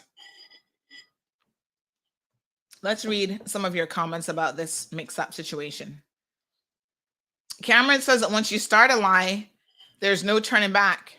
Debbie says, menace to society, deport. I don't know how hard it's going to be or how easy, I should say, it will be to deport her because of now, of course, she has these Caymanian children. And, her poor husband, I feel sorry for him. He came after the verdict, after she was in lockup. And I don't think that they really allowed her to, I think he was able to talk to her through the door sort of thing. He was not there. He probably had to work. He wasn't there during the verdict. And in a way, I feel sorry for him because I don't really know him, but I'm told that he really feels like she was someone who had his back no matter what sort of a thing. And so maybe he's had a bit of a rough life himself, and this was the best that he could do. And so, it's challenging when you have a spouse that is committing crimes and puts you and your family in jeopardy. Because I'm sure he sees a different side of her. She cooks for him and she does stuff for the family. But he's like, this is the woman of my dreams in a way. So now I feel sorry for him because he's going to have to raise these children alone. And this is where I wanted to say to her friends, KK says the same ones who are defending her would do the same thing. That's disgusting. And I said what I said. I don't care. Yeah, I mean, for a little bit over $2,000. So the sad thing now is he's going to have to, as a single father, raise these children on his own. And, this can't be easy for anybody. But those of you who are always out there flossing with her in the streets and trying to give her advice and encouraging her into her foolishness, because again, if she was not trying to live this lifestyle that she couldn't afford, right? Half the time the woman not working, she's being evicted from her homes, even as an NAU client, because the rent still isn't getting paid. So y'all encouraged her a lot. I hope you guys now step up to the plate and help with these children. Because this husband, this man, Markel, is going to need your help.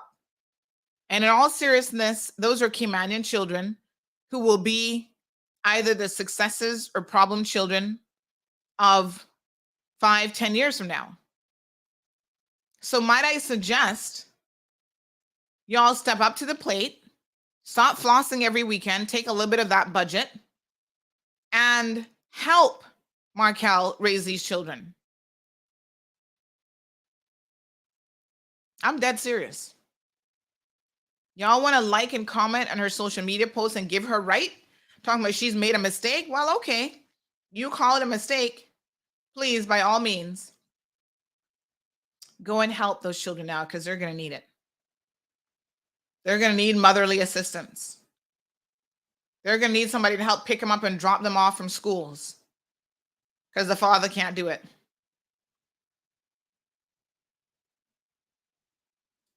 Jamelia says, oh, he loves his Clarks. Oh, yeah, that was another thing. He was wearing Clarks during the robbery and during the trial.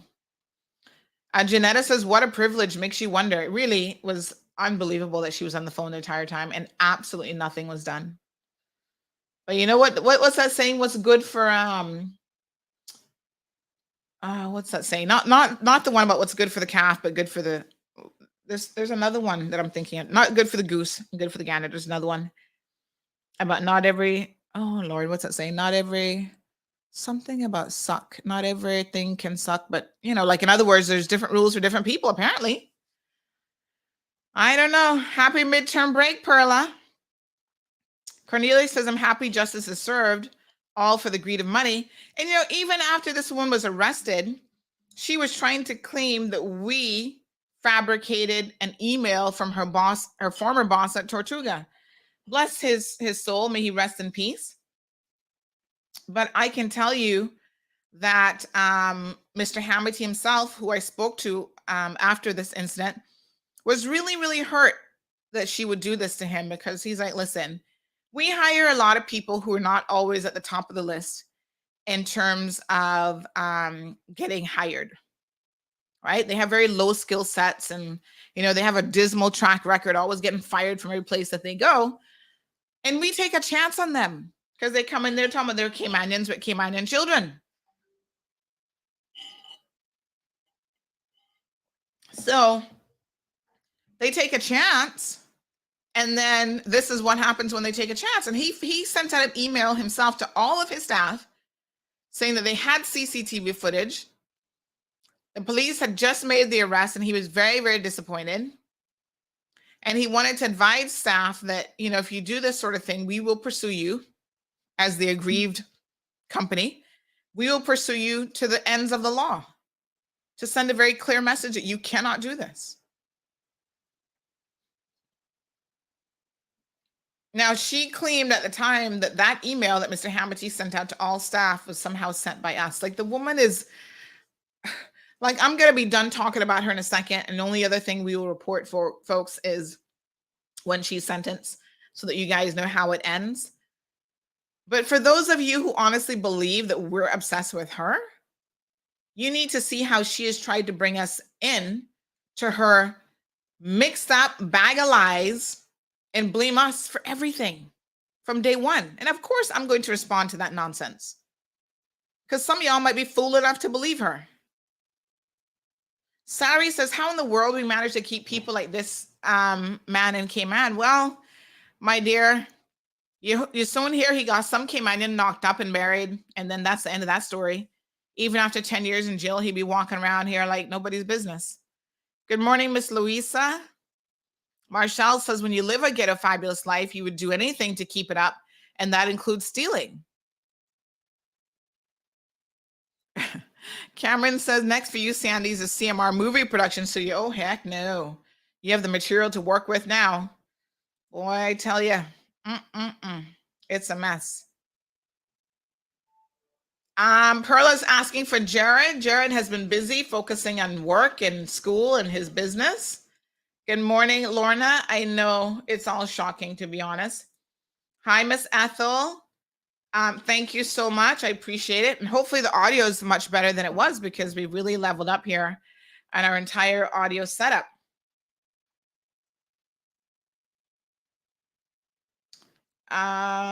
Do you know that's how Caymanians work? They're never on the exact date of events or anything at all.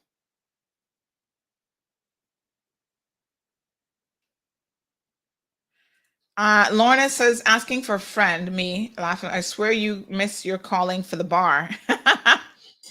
Please consider it. You're doing an awesome job. And I think Cayman needs to give you an award for the extraordinary, excellent job you're doing to keep the little island in touch with the latest and important information, as well as concrete info.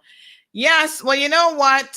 You're right where you're supposed to be in life, folks. So I'm okay. I was actually talking, funny enough, just a couple of days ago in court, I was speaking to another lawyer about this, and she's like, you would actually have made a really good lawyer.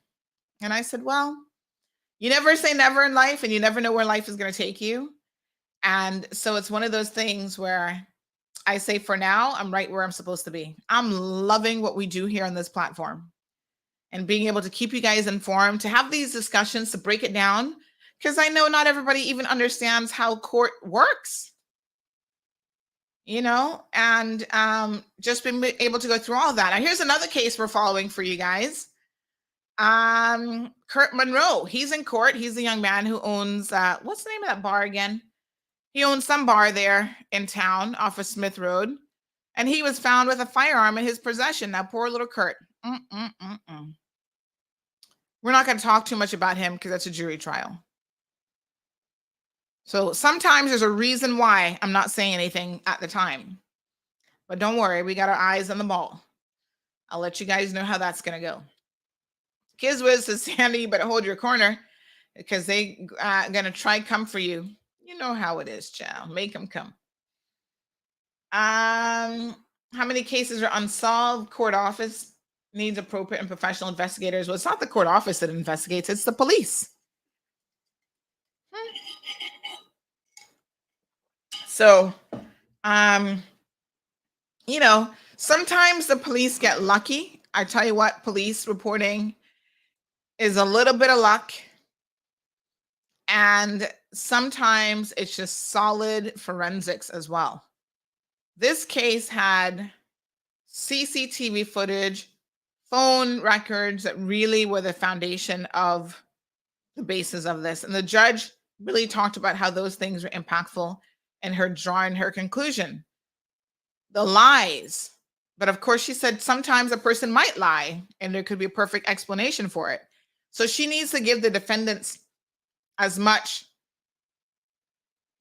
not credit, but as much possible, like, okay, what's the explanation for this? Because the prosecution has the burden of proving the case, not the defendants. The defendants don't have to prove anything. The prosecution has to prove guilt at a particular level for a criminal case. Cameron says even people in Mars follow CMR. That is funny. What is pride? Some people don't do well on this. I don't know. Loved Lopez says, Sandy, and you have some stupid Caymanians trying to live the lavish lifestyle and don't have a pot to piss in or a window. It's unfortunate, loved Lopez, because honestly, that's what gets you into trouble, right? Trying to put your hat, as some old people say, trying to put your hat higher than you can reach is a real problem. Don't do it. Now, if you can work, and there are Caymanians who put their hat high, and they have worked 4 or 5 jobs to hustle and make sure they can have whatever they want, then that's fine. Nobody not gonna kill you for an honest hustle.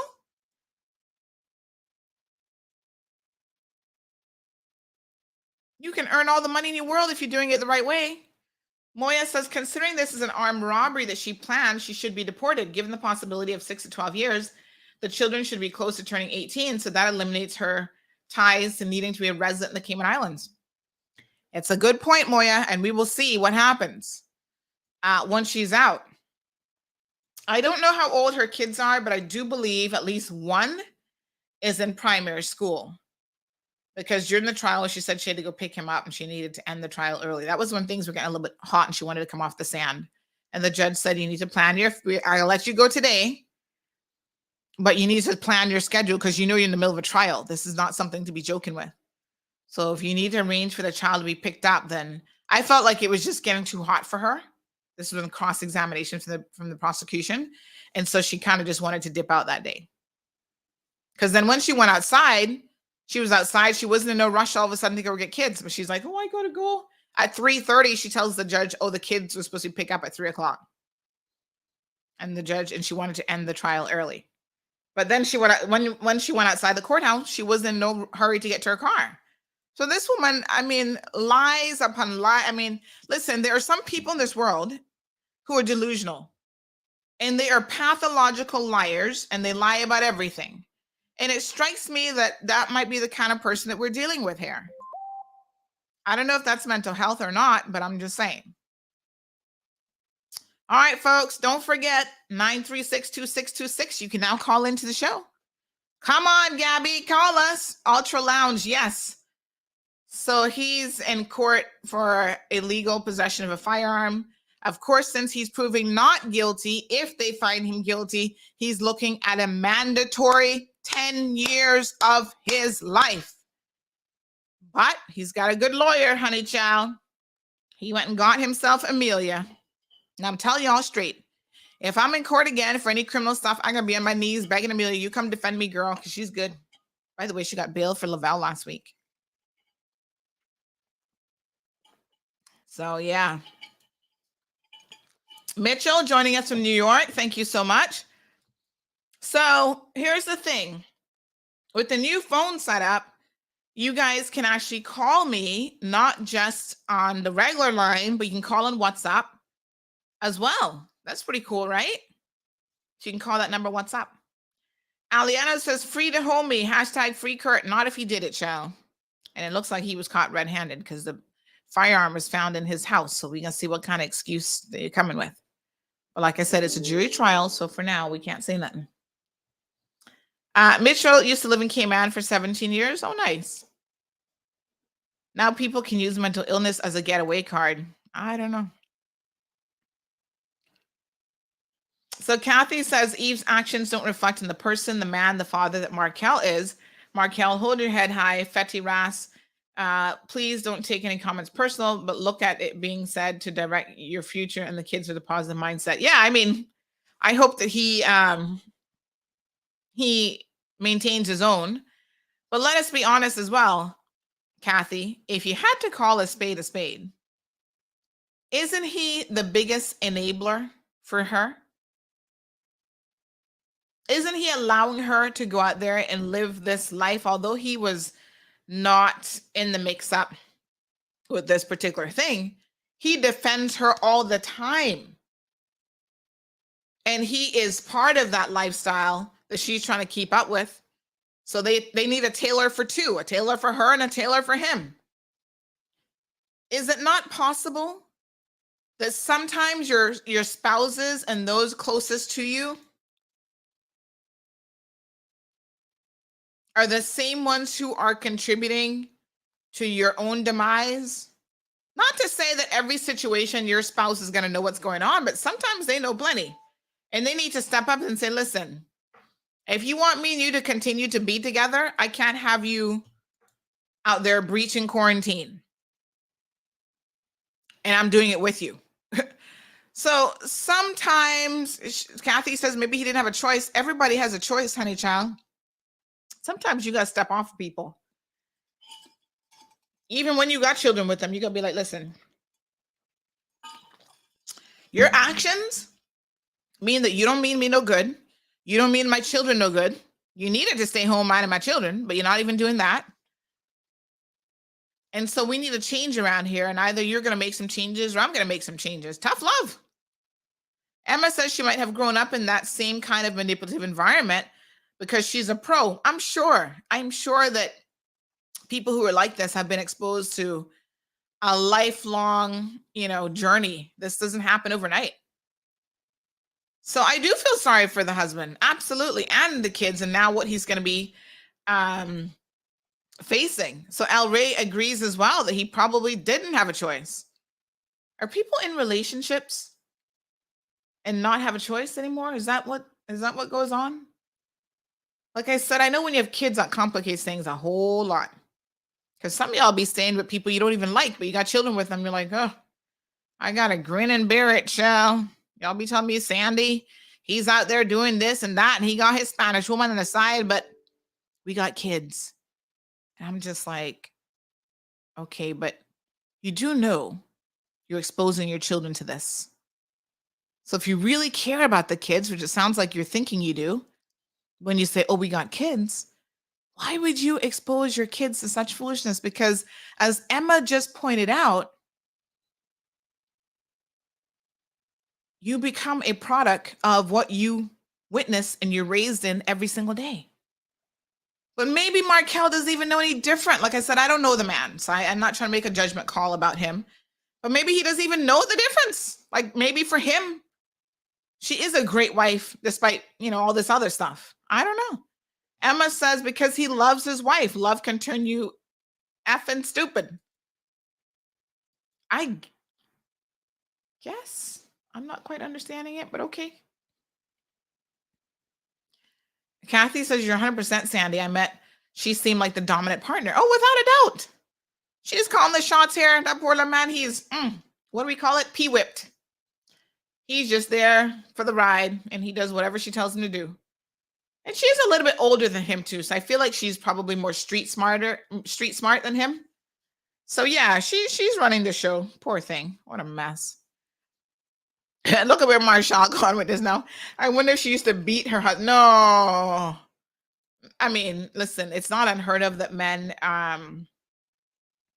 do get abused, and it's not always physical. It can be mental or psychological abuse. El Rey says probably was browbeat. She wore the pants. I guess that makes some sort of sense.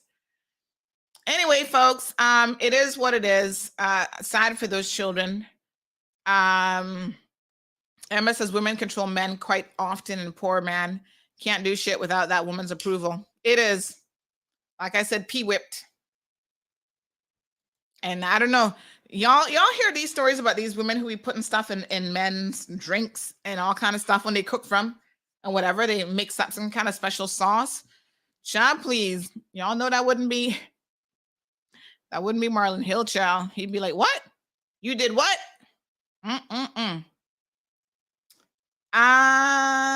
Oh, Diane McLaughlin. Yeah, you know what, Strong Will? Sometimes the civil cases are very, very hard to follow up on because the parties might like settle and do other stuff. And the civil registry doesn't allow you free access to the case files like they do on the other side and the criminal side, which is a bit weird.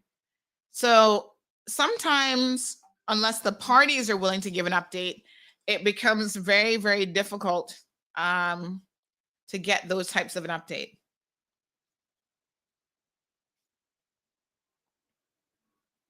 So Mitchell says, I don't know why this woman thinking she make we look so bad. She's not Cayman. She is not Cayman. We are Jamaica. She make we look bad, please. I'm not quite sure I'm getting that one, Mitchell. Kathy says, stop. You just made me spit out my coffee. All right. Kathy says she can speak personally for Markel. Well, child, he can need somebody to speak for him. Kathy, are you a single woman? You better go over there and help him with them children. He gonna need a little extra loving and hugs and stuff. Go help him out. Money make you in charge and or top breadwinner.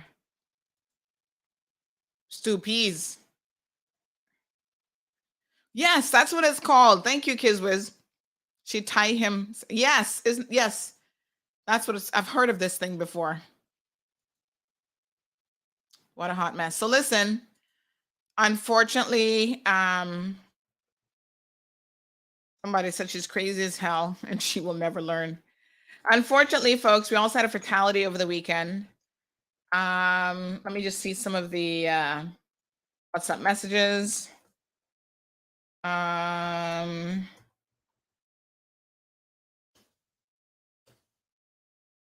So someone says no outfit they wear is $50 or $60. They tried to outdo the next person. Well, I don't know what they cost, but all right. All right, folks. So Tall Man is his name. Lost his life over the weekend. Kathy says, no thanks. I'm quite fine living my single life. Perla says, Sandy, you're good. You need to do a live connection soon. Well, clearly I'm not that good because Kathy's like, hell to the no. What are you trying to say? I ain't interested. Woo, what a mess. So Monday Rewind show, folks. Unfortunately, this happened on Saturday. Nobody understood this because they're like, this road, first of all, you're not supposed to be doing it. You can't speed on this road. And then for him to doing it on a speed to kill himself, well, I don't know what happened. I guess the accident reconstruction people will have to tell us. But this is sad because he ran into this wall, I guess, is what he hit. Single vehicular accident. And he killed himself. I don't know if he wasn't wearing a seatbelt or, but geez, peace. Look at the car, all mashed up. My God.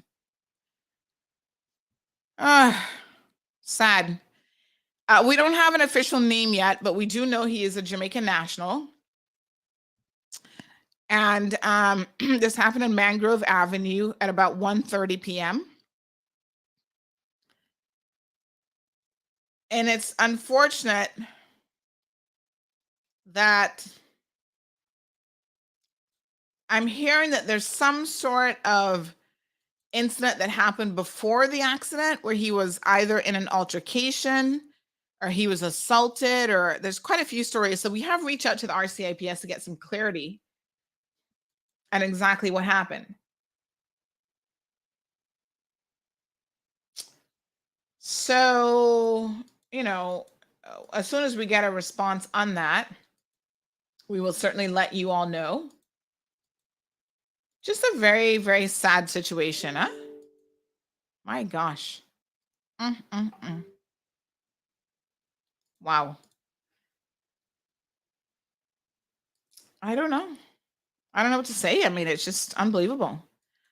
But, an accident can happen anywhere, folks. A fatal accident can certainly happen anywhere. As you guys probably have heard me mention before, we're going to be working with the NRA, the National Roads Authority. Part of their remit, along with the police and others, is to really ensure that our roads are as safe as possible. And road safety is at the top of their list.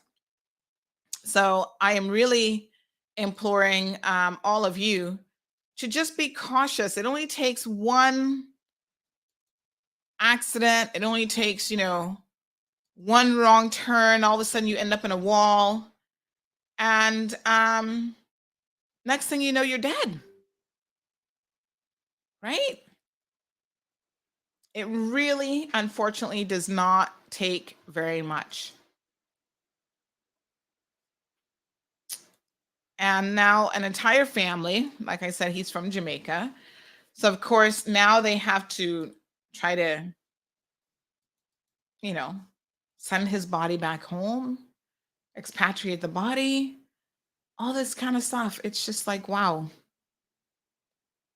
And it can't be easy to know that your family member has gone abroad to work and try to make a better living for themselves. And all of a sudden, one day you get a phone call or a text message to say that the person's dead.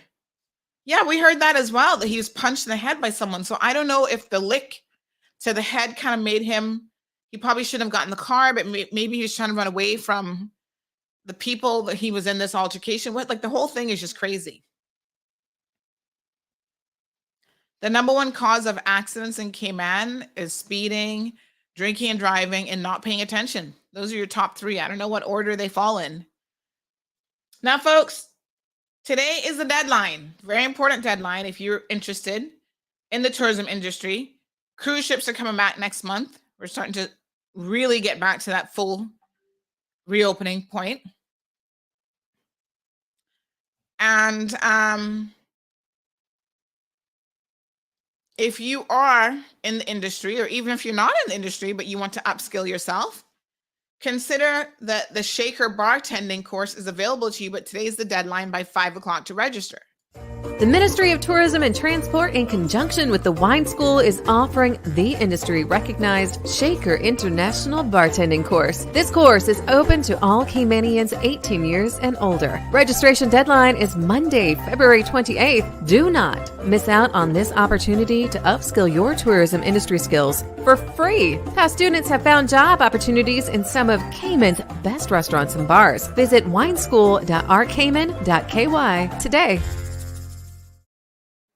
All right, folks. So take advantage of that. Pass it along. Sorry to anyone that you think might be interested. Lorna wants to know, what do the police get paid in the traffic department? The same thing as everybody else. So Emma says maybe this isn't an accident, but a murder. Well, I think the police need to investigate all avenues of inquiry for sure. Because yes, if the hit to the head was really what sent this person, into the wall, then somebody might be charged for that. Entirely possible. Perla says, when these cruise ships come to our shores, I hope they have holy water to wash their money. What? Ugh, I'm feeling congested all of a sudden. All right. What else happened over the weekend? Let me just check my list here. I have to write things down because otherwise I'll forget. Oh, jobs came in. Speaking of jobs, you got tourism industry jobs. And then there are other jobs. Boomflick says that road is always full of gravel. Of course, road safety also means keeping the roadways clear of debris and that sort of stuff as well. But Jobs Cayman has said, the Ministry of Border Control, Labor, and so on, has said that there's over 800 jobs available for Caymanians on the Jobs Cayman portal. Well, you can't say anything until you apply. And then they'll be taking it from there. All right, so we're going to talk to the ministry about trying to feature some of those jobs, because they said that they're going to put them in the newspaper. But I know y'all don't read no newspapers, so I don't know why they're putting them out in print. We need them available electronically in a nice little booklet. Here's my suggestion, minister and ministry staff. CMR giving you another free idea. Y'all need to start. Listen, these ideas are worth a lot of brownie points politically, and they're good for the people of the Cayman Islands. Put it in a flip book, a PDF flip book. Talk to CMR. We'll put it up for you. Distribute this flip book to everybody in Cayman. Yes, you'll still have to go to the Works website and get registered. But in the meantime, you can be flipping through the jobs to see what's available. Let's sit here on this show and dedicate a couple days worth of dissecting these jobs and seeing what's what. I've given you the idea. Now run with it. If you need any logistics about how it's going to work, then you call me. So yes, cruise ships are coming back, supposedly the 21st of March. And I'm telling y'all that these people are super excited about the possibility, the cruise lines, that is, of returning. So someone said to me over the weekend, Sandy, can we please have some degree of control over these cruise ships? Because they come here, you know, unfeathered. They do whatever they want. They're dumping all kind of black matter in the ocean, including in our waters. They're killing our ecosystem. They are doing the most. Well, I agree that they need to do better. Without a doubt. And I said to the person, the difficulty of it is, unfortunately, we have people, Caymanians, who are so used to having a million cruise shippers and other tourists coming off our shores to be able to backtrack now and tell them, hold on, folks, quality over quantity is a good thing. Ooh, honey child, you know they're not gonna want that. They're gonna be like, what? Oh, let me play my hot mess button. What a hot mess, folks. What a hot mess. That's true. It's hard to dial back and say, yes, we will have fewer people, but if we go after the right type of persons, they will spend more money. They will be here on island longer. No, y'all want to pack them on like sardines. 5,000, 6,000 people a day descending on Georgetown. You know, packing up those little stores in town, they only spend $5 each. They're going to come buy a patty and a Pepsi for $6, and that's it. They might have one lunch meal here. They're not the people we really want.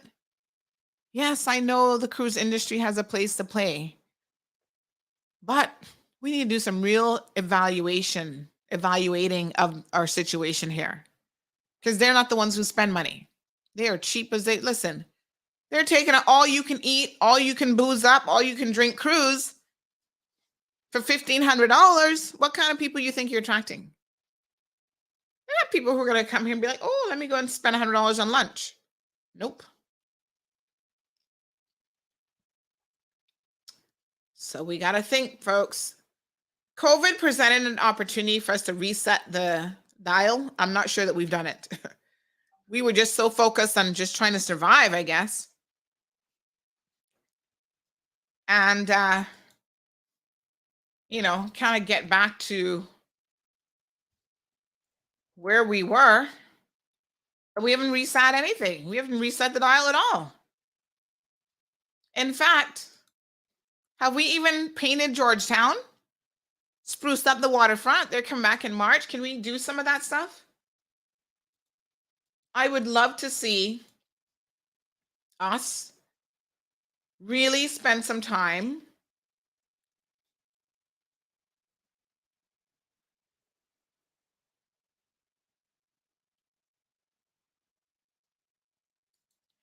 on a little painting, making the place look better.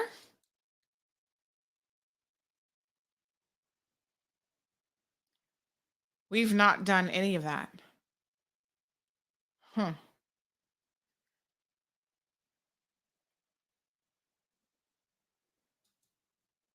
Unfortunate.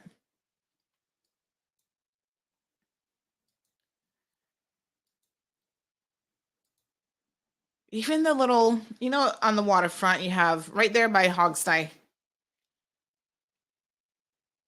you've got the concrete that looks like that's been hit by one too many nor'westers.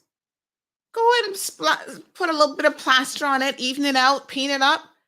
So at least the first year for tourists coming back, it looks a little bit better than it did before.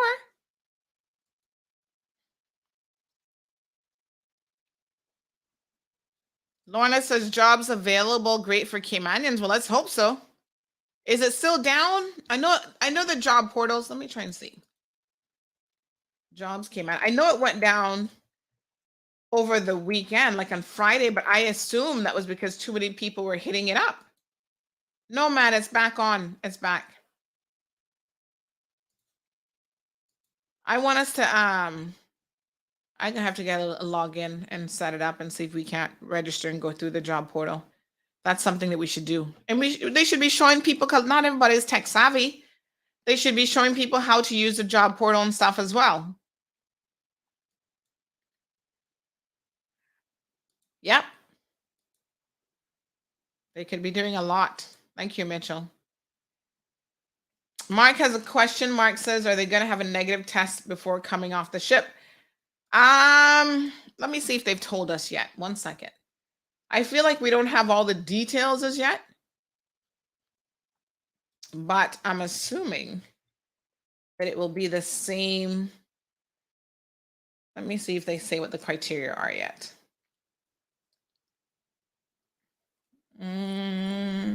So they say rigorous safety protocols implemented by cruise lines, including the requirement for passengers and crew to be fully vaccinated. The Cayman Islands has identified which cruise ships will be permitted during phase 1. So this is a phased-in situation to increase the layers of public protection. Don't forget, by the way, that on this Wednesday, we do have Premier Access at 7 o'clock.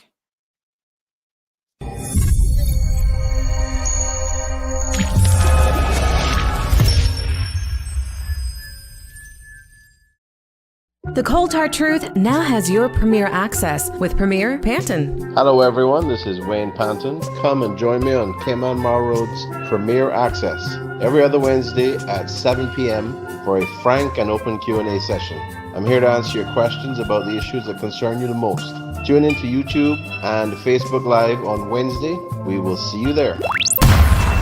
Full transparency, answering your questions, down to earth, accountable, and accessible to who matters. You. Don't miss Premier Access on the Cold Hard Truth, spilling the tea like no one else.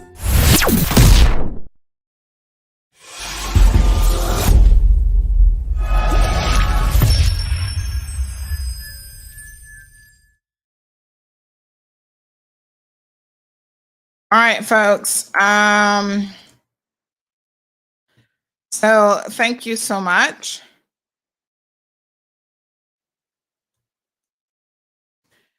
So Damien says $40 million budget for DOT. We're going to talk about that.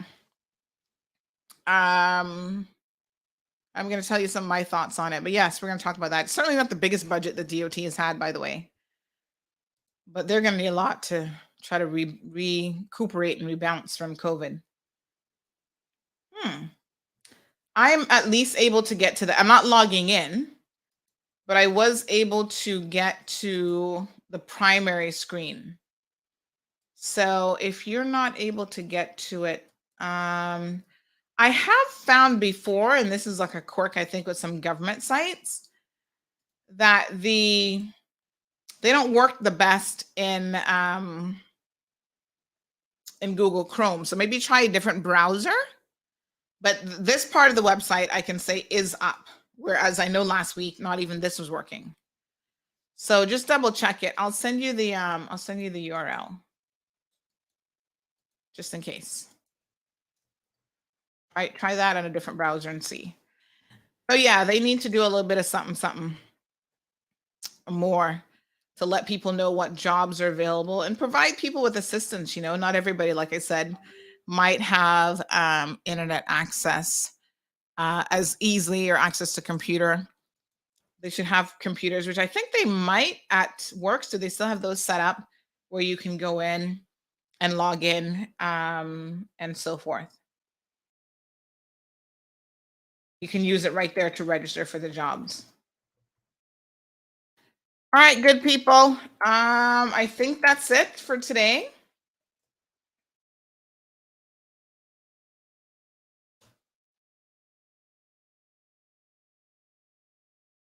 Thank you guys so much for tuning in this morning. Good show. Yes, check your browser. I think sometimes that's the issue. Good morning, Tommy. How are you? Mark says if passengers are allowed to travel to Cayman, who needs a PCR lateral flow test before arrival on the flights? It should be the same for the cruise ships. Yeah, I'm sure that is in the works. I was just saying that the premiere is coming on, so we can get all of the details from him.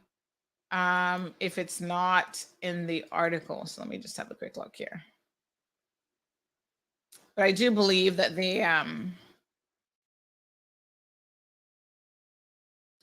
they will definitely be having certain protocols in place. So cruise passenger arrivals will be limited to 40% of previous passenger volume, so fewer people. So they're looking at about 75,000 passengers during this period. And then they will evaluate it at phase before moving on from phase 1. So they can't, I don't think, say exactly, you know, they're going to do phase 1 for 4 weeks, they say. And then they're going to review the safety protocols, see how well things are working, and so on. So similar to what they did with stayover passengers, they're going to do it in a phased-in approach. And at the end of each phase, they will evaluate to see how well things are indeed working. Tommy says, great, Sandy, and thanks for all you're doing. Appreciate your hard work. Thank you so much, Tommy, joining us in the Bahamas. I appreciate the love and support. All right, so I think that's it for today. It is Monday. Happy Monday to everyone. It is also, if you have kids, midterm break. If you've got younger kids, thank God for camps so that they can still be engaged during the week. You know, parents don't have it easy. You know, somebody was saying this to me the other day. They're not yet a parent, but they were kind of like, you know, you've got to be able to pick kids up at 3 o'clock, and, you know, you can't take lunch if you work for most employers and do school pickup. You've got to have probably one parent who's a little bit more flexible than the other parent. It ain't easy with children doing all this stuff. And then they've got extracurricular activities when they're out of school. You know, if you don't have a full-time helper, then you've got to find options available to them. So it's a lot planning their schedules. And quite frankly, you know, it definitely is what it is. A little bit of community help. So sometimes you've got, you know, to help each other out. You've got a friend who's a single mom and they need help with pickup. Your kids go to the same school. You can volunteer to do the pickup one day. Just be careful who picking up your children now. Make sure it's somebody you trust and your children know. No inappropriate touch, no inappropriate talk, no inappropriate thinking even. Be careful.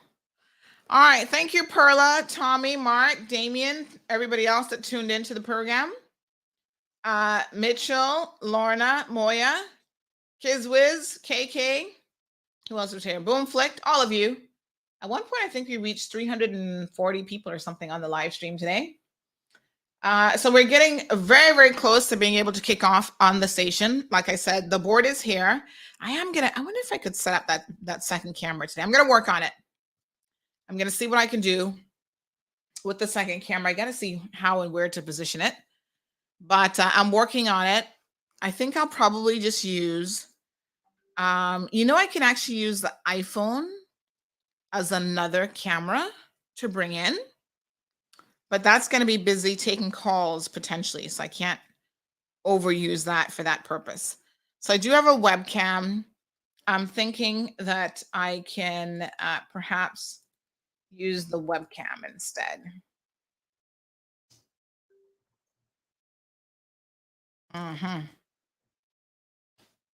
But anyway, we'll get it sorted out. We'll figure it out. Don't worry. And then I need to figure out, do I plug that into the board or how is that going to get attached? Anyway, fear not, we'll get it all sorted. But yeah, I'm going to do a second camera because I think just sometimes switching to a different view would be kind of interesting during the show. But we're hopefully about 2 weeks out from being live on radio. So we've got the phone number working and, the board is installed and we're going to be adding stuff. So I'm going to be adding all of my little pre-programmed things where I can say different things and whatever to the board as well. Good stuff. Busy, busy, busy over here. Thank you, Mark. You guys have a blessed day as well. Happy Monday. Go out there and earn an honest living, folks. Get your hustle on. Get that money to pay your bills first. Have a good day. Thank you for tuning in to another edition of The Cold Hard Truth. Make sure to check Facebook for showtimes and more information and the latest news at CaymanMarlRoad.com. Subscribe to our IG and Facebook pages to get the latest happenings.